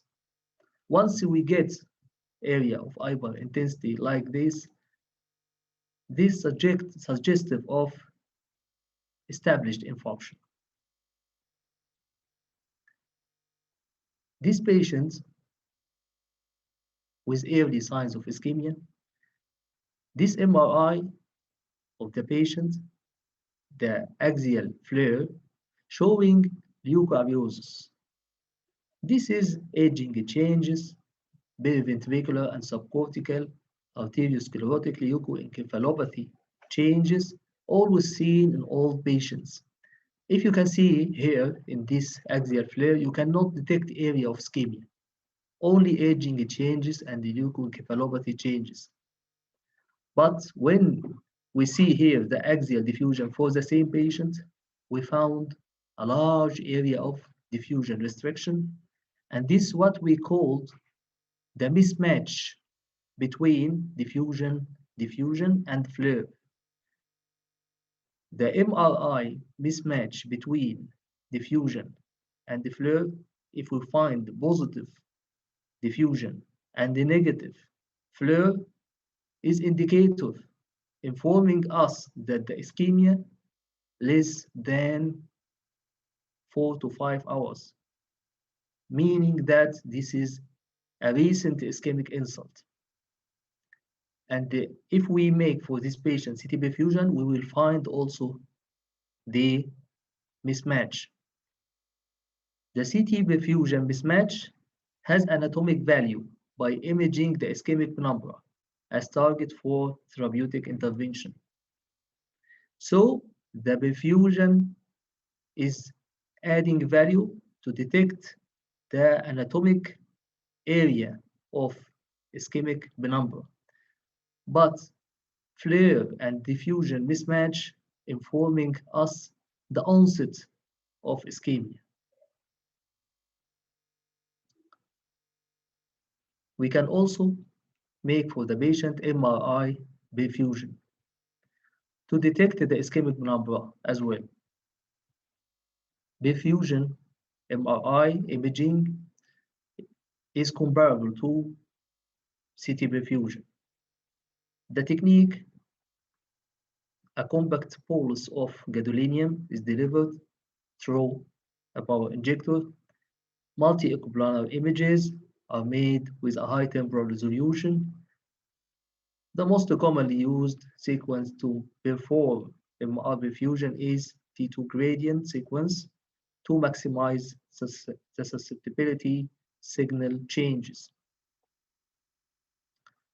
Mismatched diffusion and perfusion abnormalities, with the perfusion abnormality larger than the diffusion abnormality, may be indicative of a region of a reasonable ischemic penumbra. Patients with mismatch may be candidates for stroke treatment by thrombolysis. These patients undergo MRI perfusion. This diffusion images for the patient and always the diffusion resembling the core of infarction. This is the core of infarction. This bright area here is a core of the infarction. This, the perfusion image. You can see here, this is the core of infarction, and this is the area surrounding the core. This is the core, and this red area here is the ischemic penumbra surrounding the core. We can find here this mismatch between the diffusion and perfusion. This is the dead tissue, and this penumbra, the salvageable tissue. So this patient will get benefit from mechanical thrombectomy with large area of penumbra. In this patient with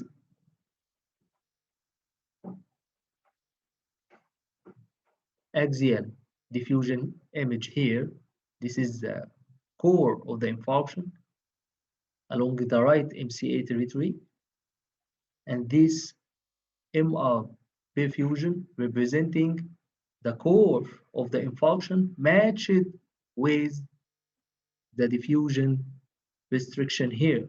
So no penumbra in this patient.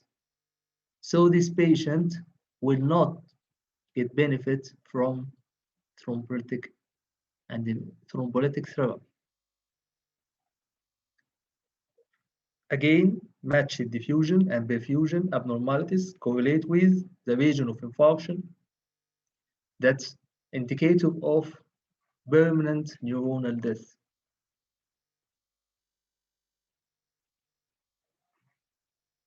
Conclusion: the early diagnosis of acute stroke is our target, mainly depending on the clinical data confirmed by radiological findings.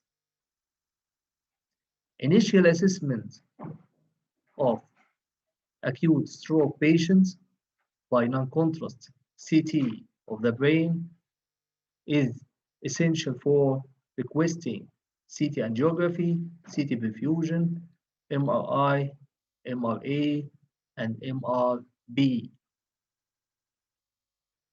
Normal non-contrast CT of the brain does not exclude the hidden early changes could be detected by DWI.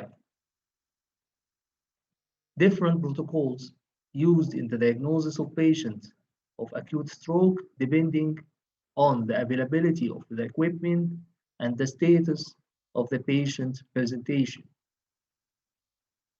Sometimes the initial imaging features of acute stroke patients not appearing adequately despite of the neurological deficit of the patient, and in such situations the decision will be based on the clinical scenario, not the imaging features only.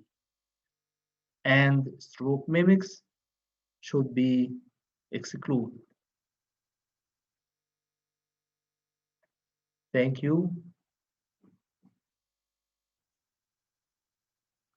Thank you for your listening, and I hope that you get an overview about these basic imaging modalities. And next time we will discuss the advanced modalities. Thank you.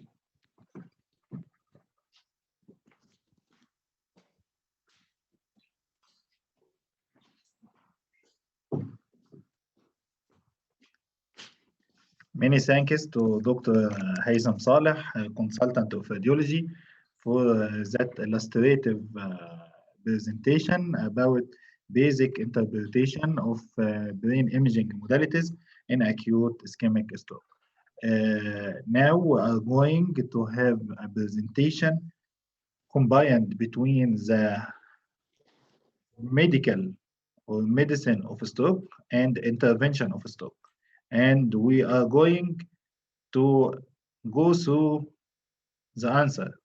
Is thrombolytic therapy alone will be more beneficial to the patient rather than combined mechanical thrombectomy and intravenous thrombolytic therapy?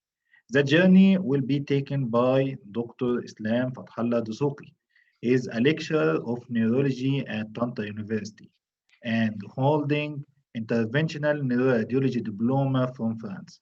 And he is a consultant of neuromedicine in Saudi German Hospital Medina, and one of the key players in our stroke program. Dr. Islam has great experience about thrombolytic therapy and mechanical thrombectomy, and we will for sure have the answer of the question at the end of his presentation. Dr. Islam, the mic is yours. You can start. دكتور محمد الصوت واضح؟ نعم دكتور اسلام. Yes, it's clear. Good evening everybody. Thanks to Dr. Muhammad for great introduction.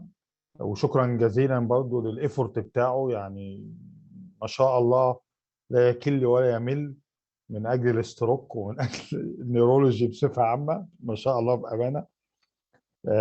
المحاضرة زي ما الدكتور محمد قال النهارده هيبقى ما بين بتتكلم عن التو ويبونز في الاسكيميك ستروك، الثرومبوليتيك ثيرابي اند ميكانيكال ثرومبكتومي. Let's try to share the screen.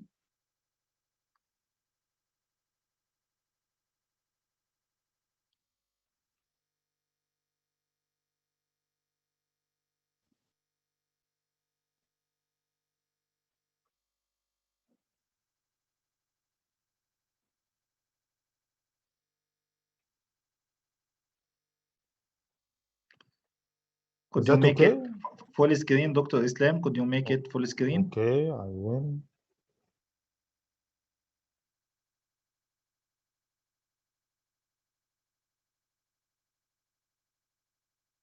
Yes, okay. It's okay now. So let's. It's clear for us. Okay. Okay, you can go through. Good evening, everybody. Our lecture is regarding thrombolytic and mechanical thrombectomy as the two weapons that can be used in the treatment of ischemic stroke. Ischemic stroke is the second leading cause of death worldwide, and unfortunately, it is more common in our sorry, there is just a technical related to the slides itself.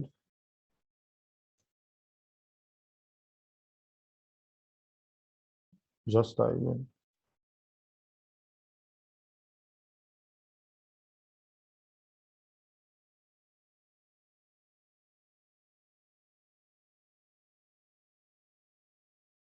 come back to the slides.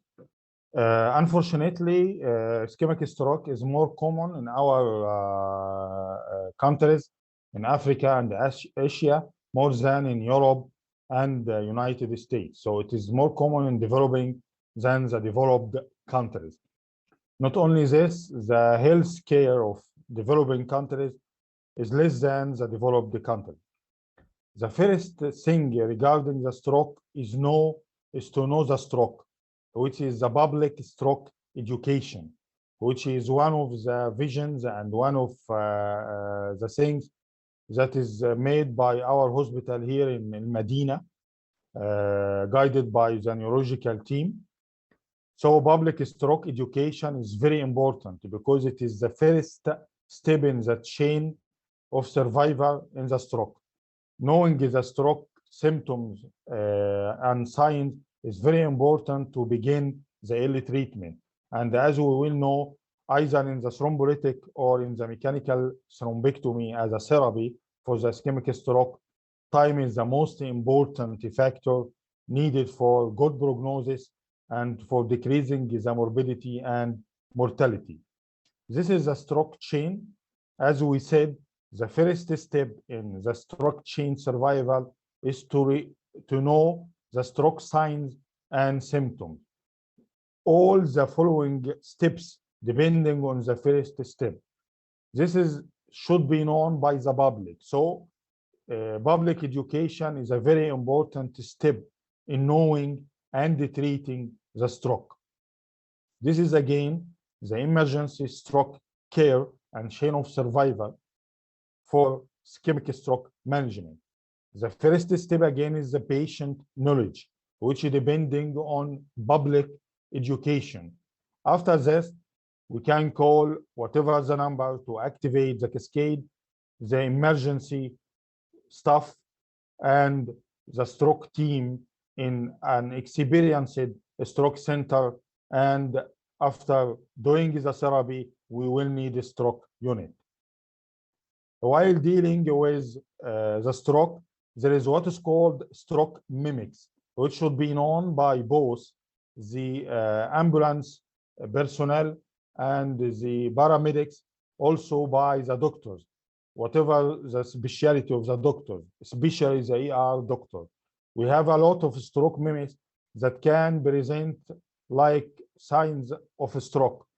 One of the most important stroke mimic diseases is hypoglycemia, metabolic impairment like renal impairment, liver impairment, migraine as one of the neurological disorder, even psychiatric disorders, especially the conversion disorders, all can present like a stroke. It is important to know the difference, not to proceed to therapy which can be harmful without benefit because it is only a stroke mimic. These are the recommendations for the treatment of the stroke. When a patient presenting with ischemic stroke and we suspect the symptoms and begin the cascade of the treatment, after exclusion of stroke mimic, the first step is to do imaging. As Dr. Haytham said, the initial imaging could be CT brain. CT brain, non-contrast CT brain can be enough, either with or without MRI in some situations and in some centers. So first of all is imaging.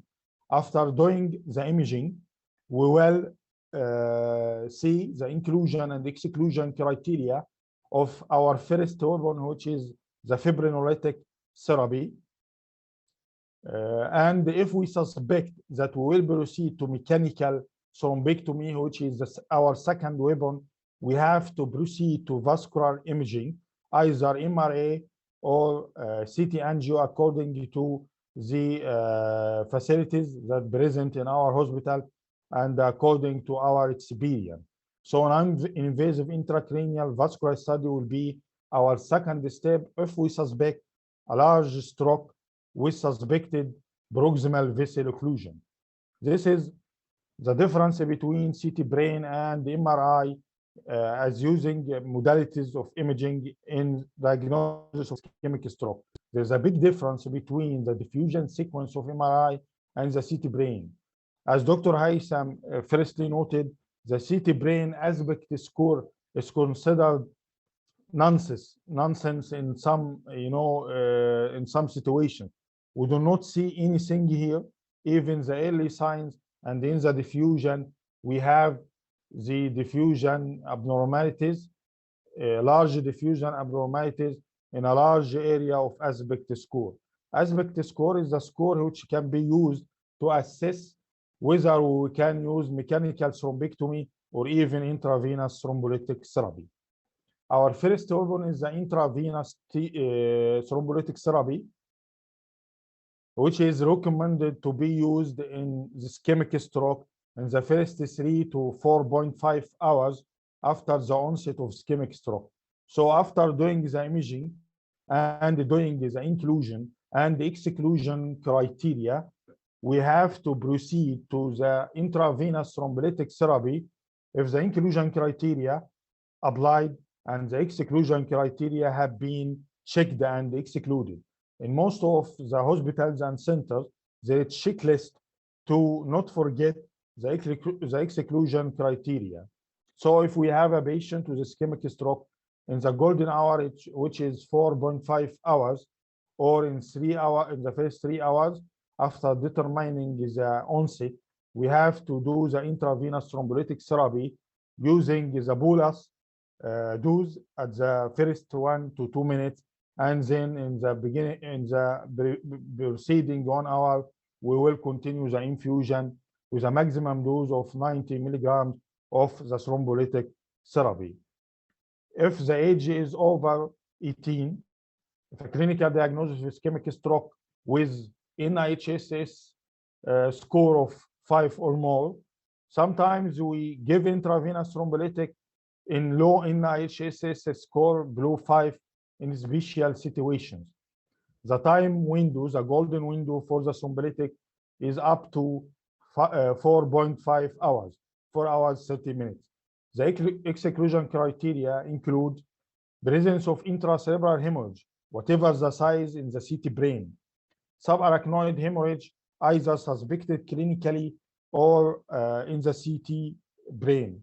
If we have a large area of hypodensity, clear hypodensity, not early signs in the CT showing more than 1/3 of the cerebral hemispheres. History of intracranial hemorrhage or stroke, especially in the previous 3 months. Uncontrolled hypertension should be controlled first to be below 185 as a systolic and 110 as a diastolic. Known history of arteriovenous malformation or neoplasm or aneurysm or signs of that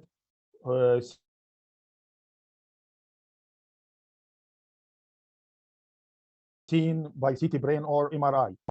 These can be an exclusion for the intravenous thrombolytic therapy, but there are situations that we can use MRI and advanced modality and proceed to intravenous. So it is a relative exclusion criteria.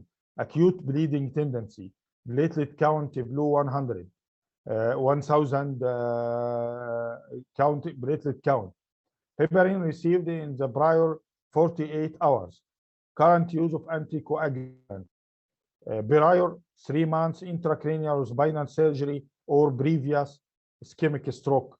Arterial puncture at no compressible site within the last 7 days.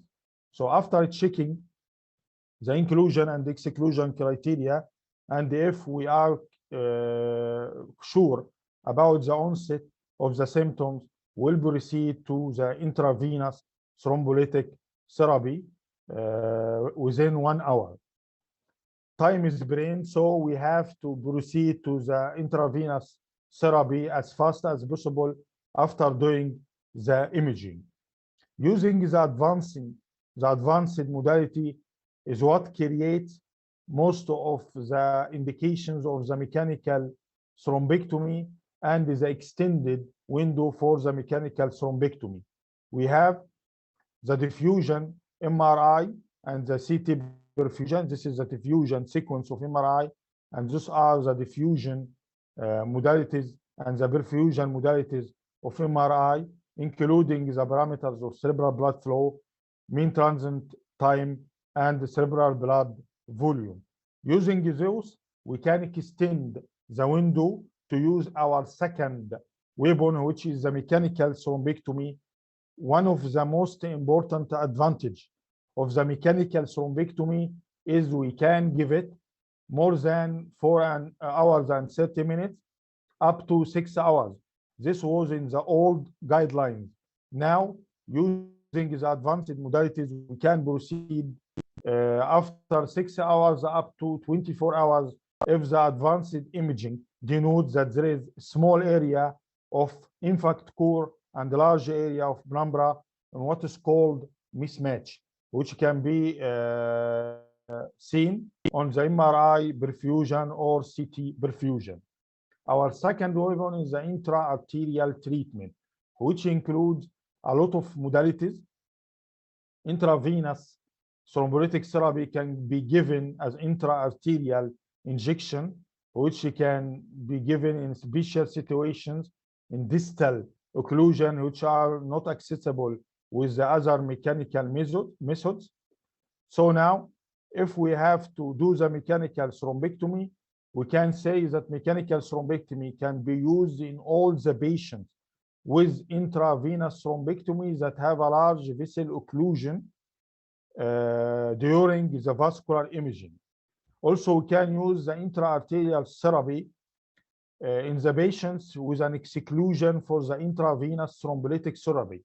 So we can use our second weapon when it is an exclusion for the intravenous or the time has been passed, the time is over than 4 hours and 30 minutes, or even the new guidelines had been transformed from 6 hours. So not only 1 hour and 30 minutes, it is now till 24 hours in some cases. So the mechanical thrombectomy can be used with an extended window, which is named tissue window, not a time window. It is tissue window based on the advanced imaging modalities. We can use a lot of techniques in the mechanical method. One of it is the solitaire, which is one of the stent retriever. We can use it to extract the thrombus from the occluded vessel. This can be used in the proximal vessel occlusion and even in the distal vessel occlusion with new technologies and new stent retrievers with small diameters and new technology that cannot can be used without causing dissection in the small distal intracranial vessel. So mechanical thrombectomy can be used with intravenous fibrinolytic therapy or alone. When you use with the intravenous fibrinolytic therapy, if it is indicated and the exclusion criteria have been verified, we can use it as a bridging therapy.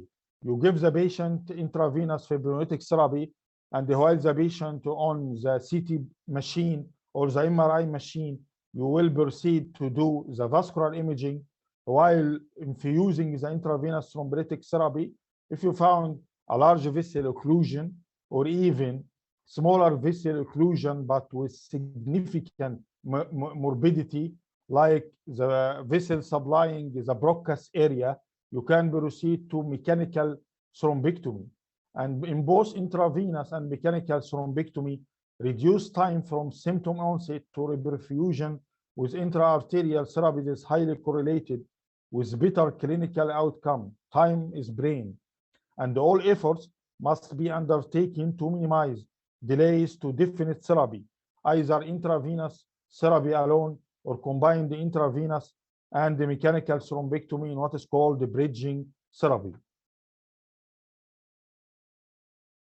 The intra-arterial treatment specifically requires patient to be at an experienced stroke center with rapid access to cerebral angiography and qualified interventionists. The intravenous thrombolytic therapy has an advantage of being easier and applicable. It can be even done by an ER doctor, experienced ER doctor, after discussion with neurologist, either directly or through telemedicine if neurologist is not present. With the intra-arterial treatment, which is a mechanical thrombectomy with an extended window and can be applied when the intravenous thrombolytic therapy cannot be applied because of exclusion criteria, it needs more experienced stroke center with interventional team, which is experienced in doing the interventional procedures. Mechanical thrombectomy materials or tools, including the stent retrievers and the old systems like Mercy, and then also the aspiration systems like Penumbra system and the other new aspiration system. This is the stent retriever, which is specifically, this is the solitaire with the clot inside its mesh. This is the old device. This is the oldest devices. And this is the aspiration device. This is a biplane machine, which has two planes, the AB and the lateral, which give us better imaging and two views while doing the procedures. This is an example of a patient with proximal vessel occlusion with an occlusion of M1. This is the right M1 with occlusion with good collaterals. The patient presented within 3 hours, and the patient has been received the intravenous thrombolytic therapy after verification of the exclusion criteria. And the patient has an NIHSS of 12 with clinical examination of suspicious of large vessel occlusion. That's why while the patient has the intravenous therapy infused, vascular imaging have been done, which revealed the proximal and large vessel occlusion, which is the middle cerebral artery. That's why mechanical thrombectomy had been done while the intravenous is infusing. This is the microcaster with super selective injection of the middle cerebral artery, showing the rest of the branch. And this is the middle cerebral artery after the first pass. It is not completely open, but with the subsequent solitaire passing, it is completely opened and the patient recovered. So this is an example of bridging therapy using the intravenous thrombolytic combined with the mechanical thrombectomy. So what to do? If the patient presenting with the time onset indicated to the intravenous therapy, we will proceed to the intravenous therapy if the imaging do not have an exclusion of thrombolytic therapy. If the patient has an exclusion for the thrombolytic therapy, or the patient presenting after the time onset of intravenous therapy, we will proceed to the mechanical therapy alone. If we give the patient intravenous thrombolytic therapy, this means if the patient has a large artery occlusion or a significant even distal branch occlusion, like the branch giving the motor area or the language area, like Broca's or Vernix, we will proceed to both intravenous and the mechanical thrombectomy, is what's called bridging therapy. The most used modalities in mechanical thrombectomy is stent retriever or aspiration treatment, or using it combined. The latest research is trying to use the intravenous thrombolytic therapy exactly like mechanical thrombectomy with an extended time window using the advanced imaging, but is still under trial. So we can, even after the 4 hours and 30 minutes of the time window, the golden hour for intravenous thrombolytic, we can do advanced imaging. And if there is small core of ischemia and large penumbra, we can maybe later give both intravenous thrombolytic therapy and the mechanical thrombectomy on an extended tissue window based on advanced imaging. What is hidden in the future, we don't know. Maybe more technical advances in the thrombectomy, more materials can be used, more efficient material. Also, our third weapon, which is under research for years and maybe for 50 years now, is the neuroplasticity weapon, is the drugs that can delay the ischemic infarct to be established, so this can extend the window for intravenous and mechanical thrombectomy more. Imagine if we have a medication that can preserve the neurons for a longer time to be like the heart muscles, so we can use the intravenous and the mechanical thrombectomy either as a single treatment or combined for a more extended window, more than 24 hours. Sometimes in some very special situations, the patient himself, depending on the collateral and his own neuroplasticity, which are depending on the genetics and a lot of factors, can tolerate ischemia, and we have diffusion reversibility after even 24 hours, and it is documented in the literature. So our two weapons now, the intravenous thrombolytic and mechanical thrombectomy, maybe it will be more advanced later, maybe the time will be extended, maybe the use of neuroplasticity and the medications to preserve neurons will help more at the future, but at the present, we have our two weapons. We can and we should use it either together or alone according to the applied situation and to the clinical presentation of the patient for the sake of our patient. Thank you very much, and I hope that you have got a benefit from this short lecture.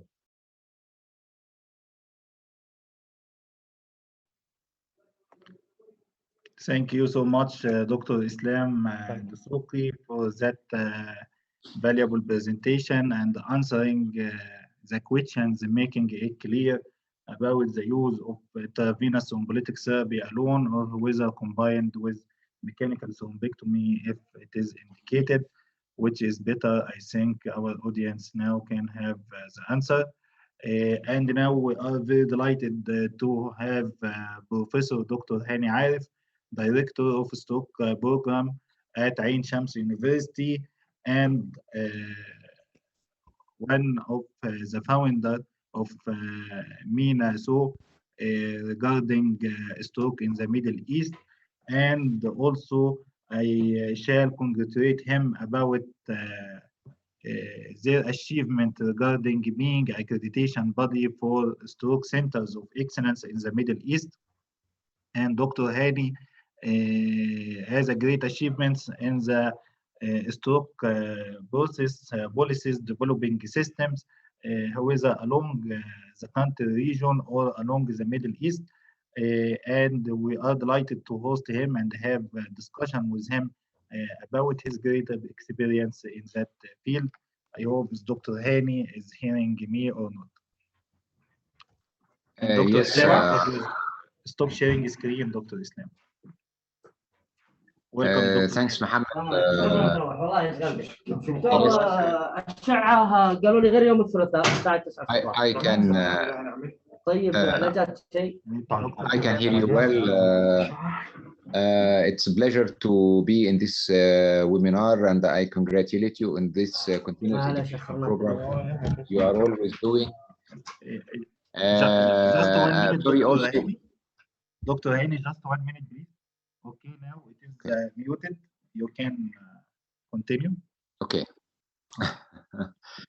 First of all, I'd like to congratulate you on this continuous education and your enthusiasm regarding this stroke educational program, and I know your passion for stroke and this is very good in spreading the stroke knowledge across the region. And this is actually very important because still there is a huge gap in the stroke service and stroke knowledge across our region. Of course, I didn't attend from the beginning. Actually, I had a very long day, and but of course, I was just running to catch the end of the session. I just heard the last presentation by Dr. Islam. It's a great presentation about this intervention. Maybe I have a comment regarding this, regarding the difference between bridging, which is of course IV followed by thrombectomy, or direct thrombectomy if the patient's coming even in the window in the first 4.5 hours. And actually, according to the meta-analysis published lately in Stroke Journal by Wang, which is included 30 publications discussing this comparison, it didn't show benefit to have a direct thrombectomy versus bridging. Still, some studies, some important studies are going on, like Swift Direct. The preliminary results published, but still, Swift Direct didn't show even non-inferiority regarding thrombectomy versus bridging. And still another important study also, which is the Mr. Clean and no IV, but still it's going on. No results are available now. But I think this is a very hot topic and very important topic. And I think the application of tenectoplates is very important.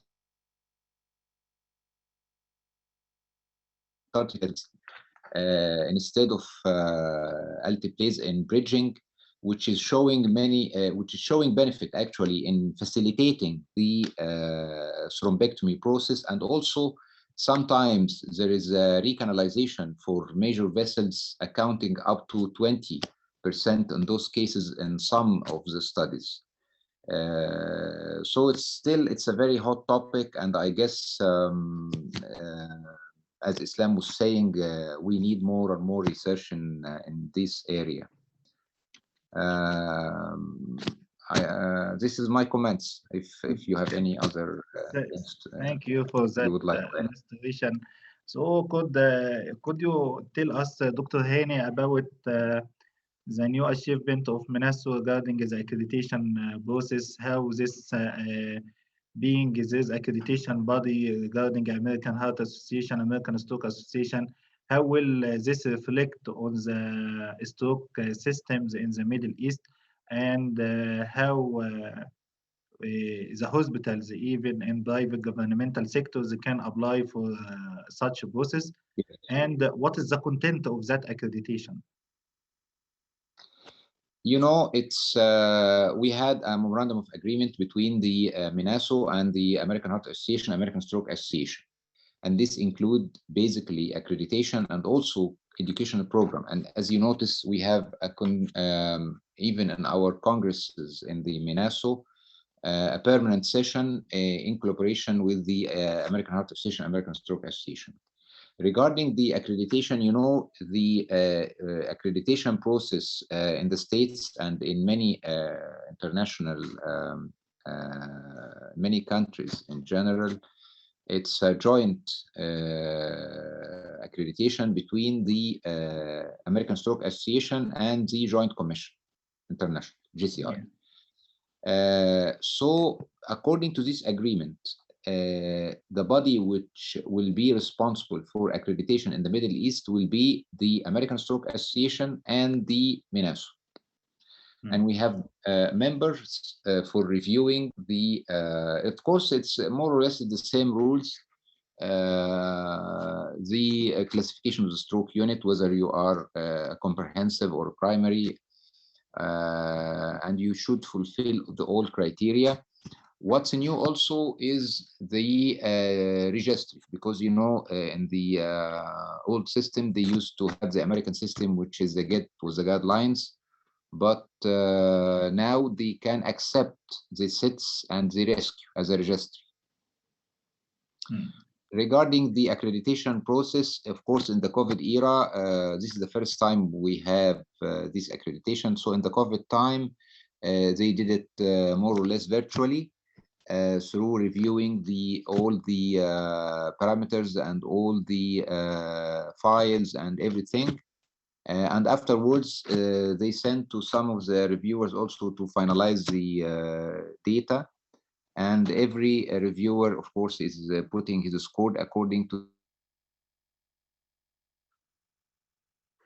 the doctors, the nurses, and the public awareness, and all all this stuff, and the pathway, and how many cases were injected, and what are the facilities available, and all these things which should be fulfilled.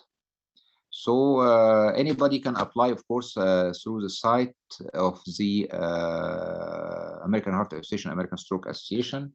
There is a special site for application, and the application process will go accordingly. So this is a replacement for Get with the Guidelines, or it is the Get with the Guidelines certificate, but through Minasso? Now, the Get with the Guidelines, is the database and registry. So instead of putting your data on the Get with the Guidelines, you will have the, you can use the SETS or the rescue. Okay. And how long is the validity of the accreditation of this? Is it 3 years like JCI, or how long? No, it should be evaluated every 2 years. Every 2 years. And they Yes, evaluate. But it's a continuous process. They are evaluating also the while you are entering your data, so they know how you are going. This is my questions, because regarding JCI accreditation, in the first time you apply for accreditation, they also only review the last 3 months in the first accreditation. And in the re-accreditation process, they review the last year. For example, we have valid accreditation for 3 years. If we apply for the re-accreditation the next time, they will not revise the previous 2 years, and they will revise only the last year. Is it the same process, or this is continuous even during the process of applying, or continuous? No, it's continuous. It's a continuous process. It's a continuous process, and I think all hospitals. I don't know exactly if you are applied to the JCI, the next.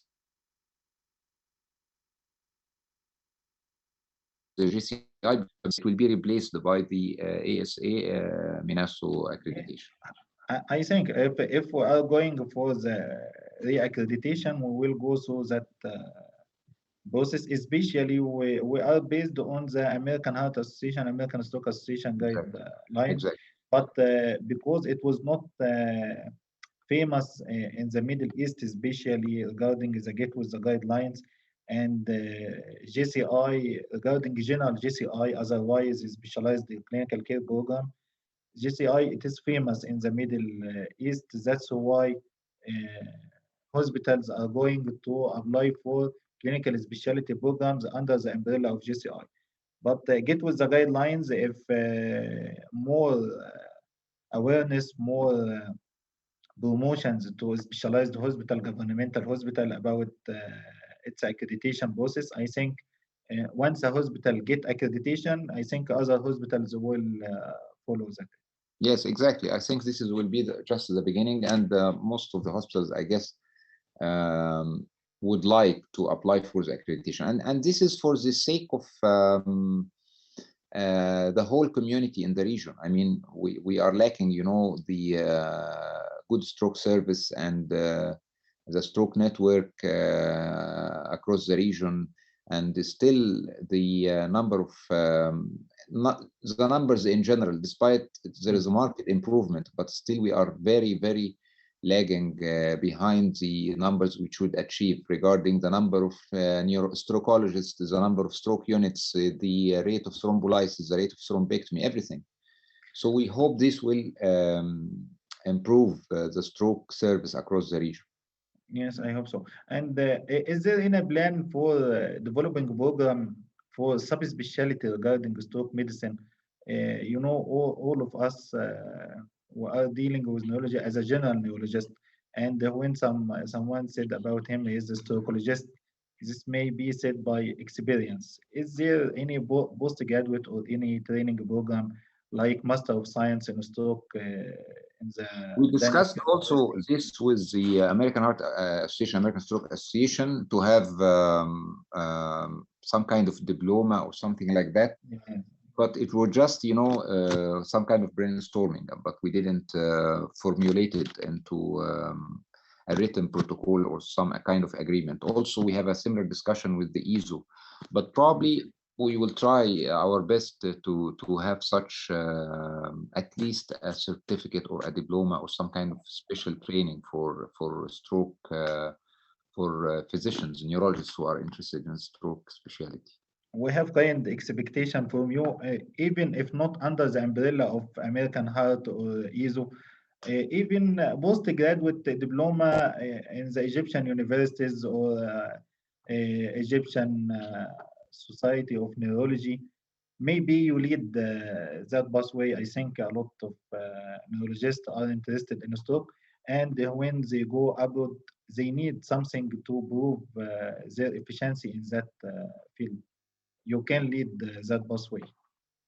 Yes, I agree. I agree. It's very important that you have a formal certification in one way or another, or to prove that you already specialize in this field.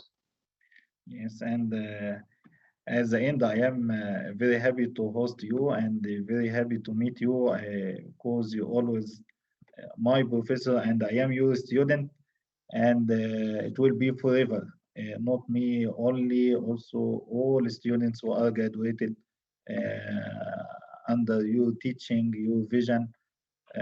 We are grateful to you all the time, and grateful for your sharing and participation in our Saudi German Hospital Medina activities. And in the last, I want from you recommendation alongside the World Stroke Day awareness. Do you have recommendation regarding methods of awareness to improve awareness in our area about stroke symptom science, or even awareness among healthcare practitioners who are not specialized? You have any recommendation regarding strategies in that field? Definitely. It's you know, for a long time, Stroke Day is happening for a long time, but I'm very glad that people are yearly more enthusiastic, and I'm seeing across the social media more people are interactive or active actually in putting the awareness, and many of the pages discussing the Stroke Day and so on. But still we need the media campaign. I guess this is we are lacking. We need to see the FAST or the BFAST to be on the regularly on the TV and the billboards, in the metro, in the underground, in on the buses, and everywhere to spread this to the public. It's very, very important, because still people are arriving in the hospital very late. So this is of course we are very lagging at the moment, and I hope we can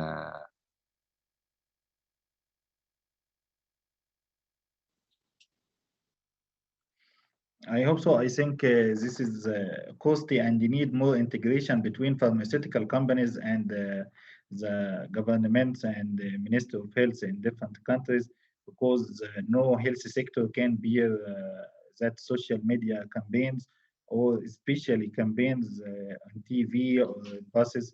I think it needs more integrations and to be led by stroke pioneers like you and other stroke pioneers in Egypt and in the Middle East. Thank you so much, dear Professor Dr. Hani, and I want to share something, but I don't know it will work or not, so I will try it. If it is not working, we will finish our webinar.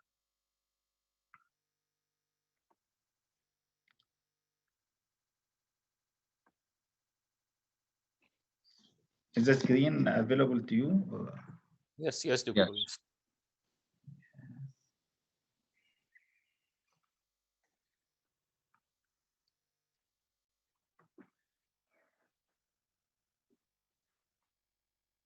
This is celebrating my retirement. I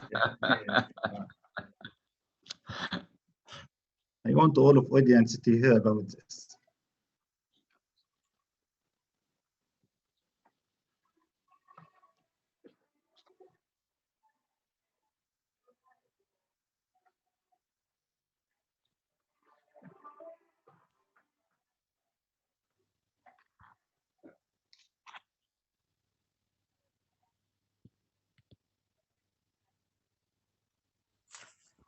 There is no sound, Doctor.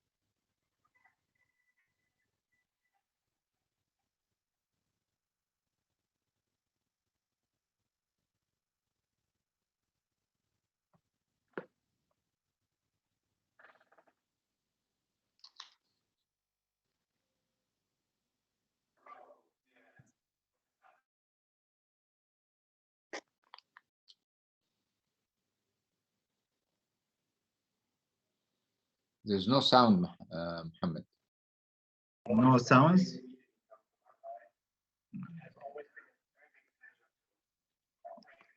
Okay, I'm going to translate.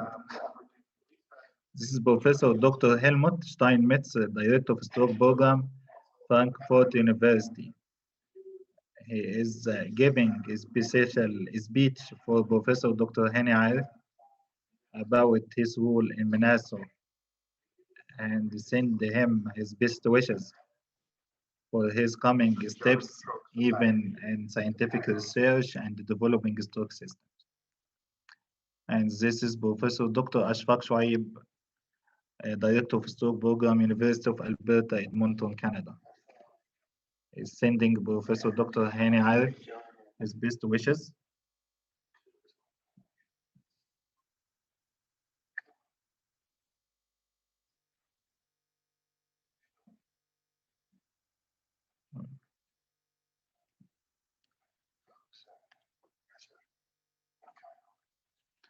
Professor Ashfaq set research projects with Professor Dr. Hani Arif as a collaboration between University of Alberta and Ain Shams University, the Stroke Center, and share in developing ideas, brainstorming about developing stroke care in the Middle East.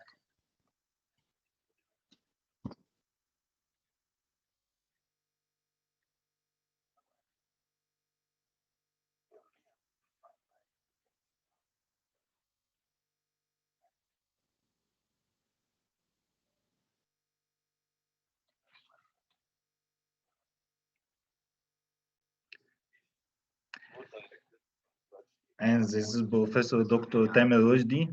He is one of the coming future strokeologists in Egypt. He has a great investment in both in stroke research and stroke data registry. He is one of the key person in the stroke project of Ain Shams University.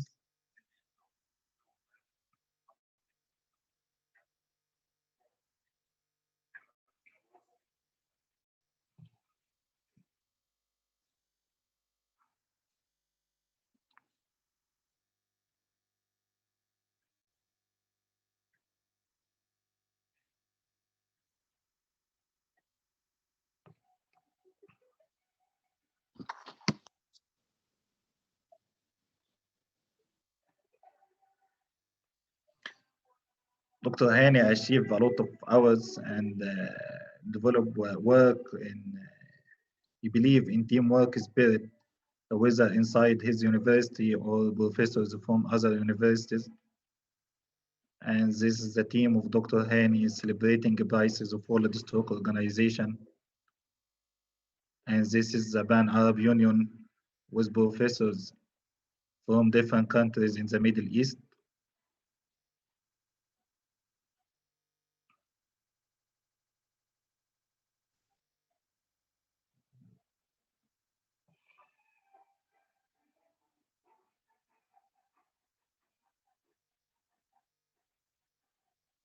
And this is during accreditation of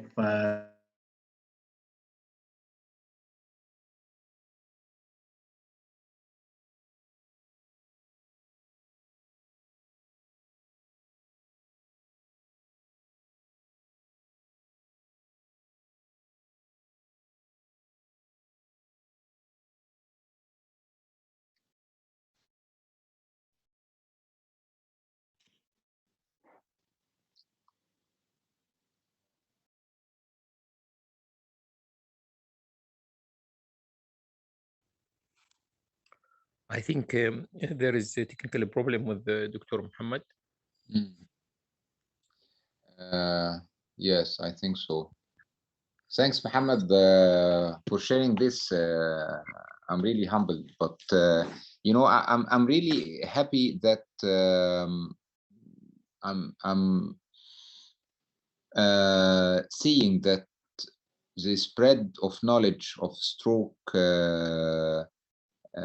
is spreading across the region, and there is marked improvement in different countries and in the progression, either in the research or the service, or even in this enthusiasm. Enthusiasm is very evident, and I'm very glad that young neurologist students and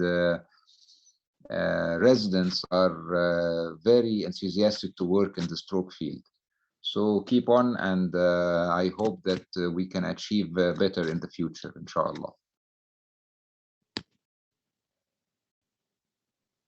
Dr. Hani, you deserve more than this, mashallah. تفضل. تفضل Dr. Muhammad. I hope if the sound was working, but this is a simple appreciation to a great professor like Dr. Hani Arif, and we took that chance in order to say to our audience who is Dr. Hani Arif. Yes, we know him by heart. Thank you.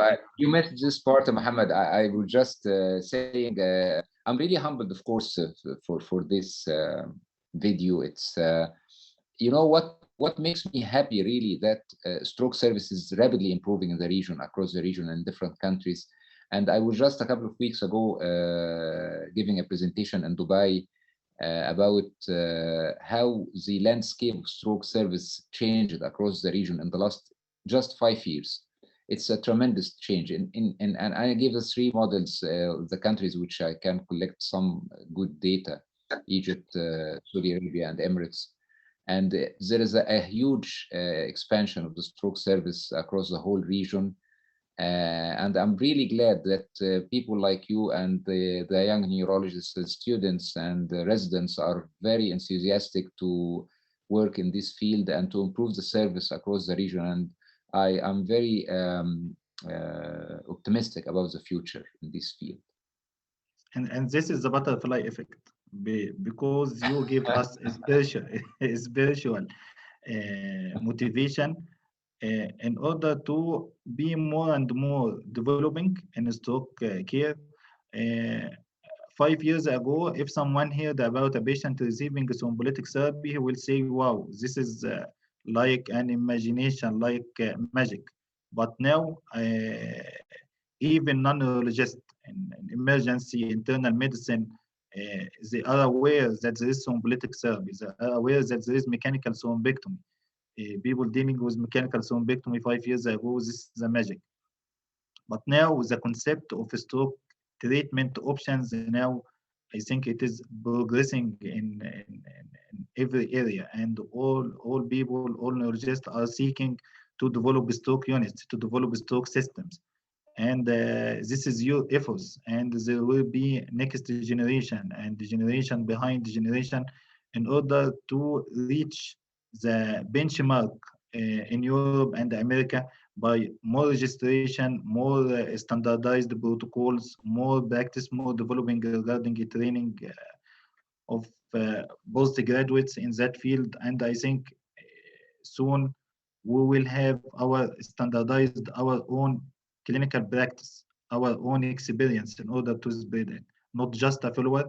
I think that we will set our benchmark because we have the human resources regarding a physician, and now they become aware about the systems, they become interested about research, they become open to the external in order to improve themselves and prove that we can achieve, even we have low facilities, but we can achieve by integrations of effort, inshallah.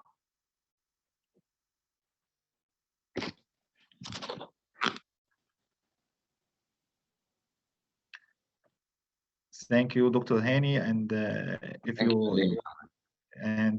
many thanks to all our speakers today, Professor Dr. Adel Hassanin, Professor Dr. Basim Sheikh, Dr. Majid Luqmani, Dr. Haitham Saleh, Dr. Muhammad Talat, Dr. Ahmed Kuhail, Dr. Islam Fathallah, BizLink platform, Mr. Ali Al-Bukhari, Chairman of Academic Training Affairs, Mr. Wissam, and special thanks to pharmaceutical company Boehringer Ingelheim, who sponsored that scientific activity alongside our celebration with World Stroke Day. And we expect more cooperation between hospitals, pharmaceutical companies, governmental health sectors in order to improve stroke care service. Hope to great benefit our audience. Thank you so much for waiting with us till the end of that long scientific event. Thank you so much. Hoping to meet you soon. Assalamu alaikum. Alaikum salam. عليكم السلام.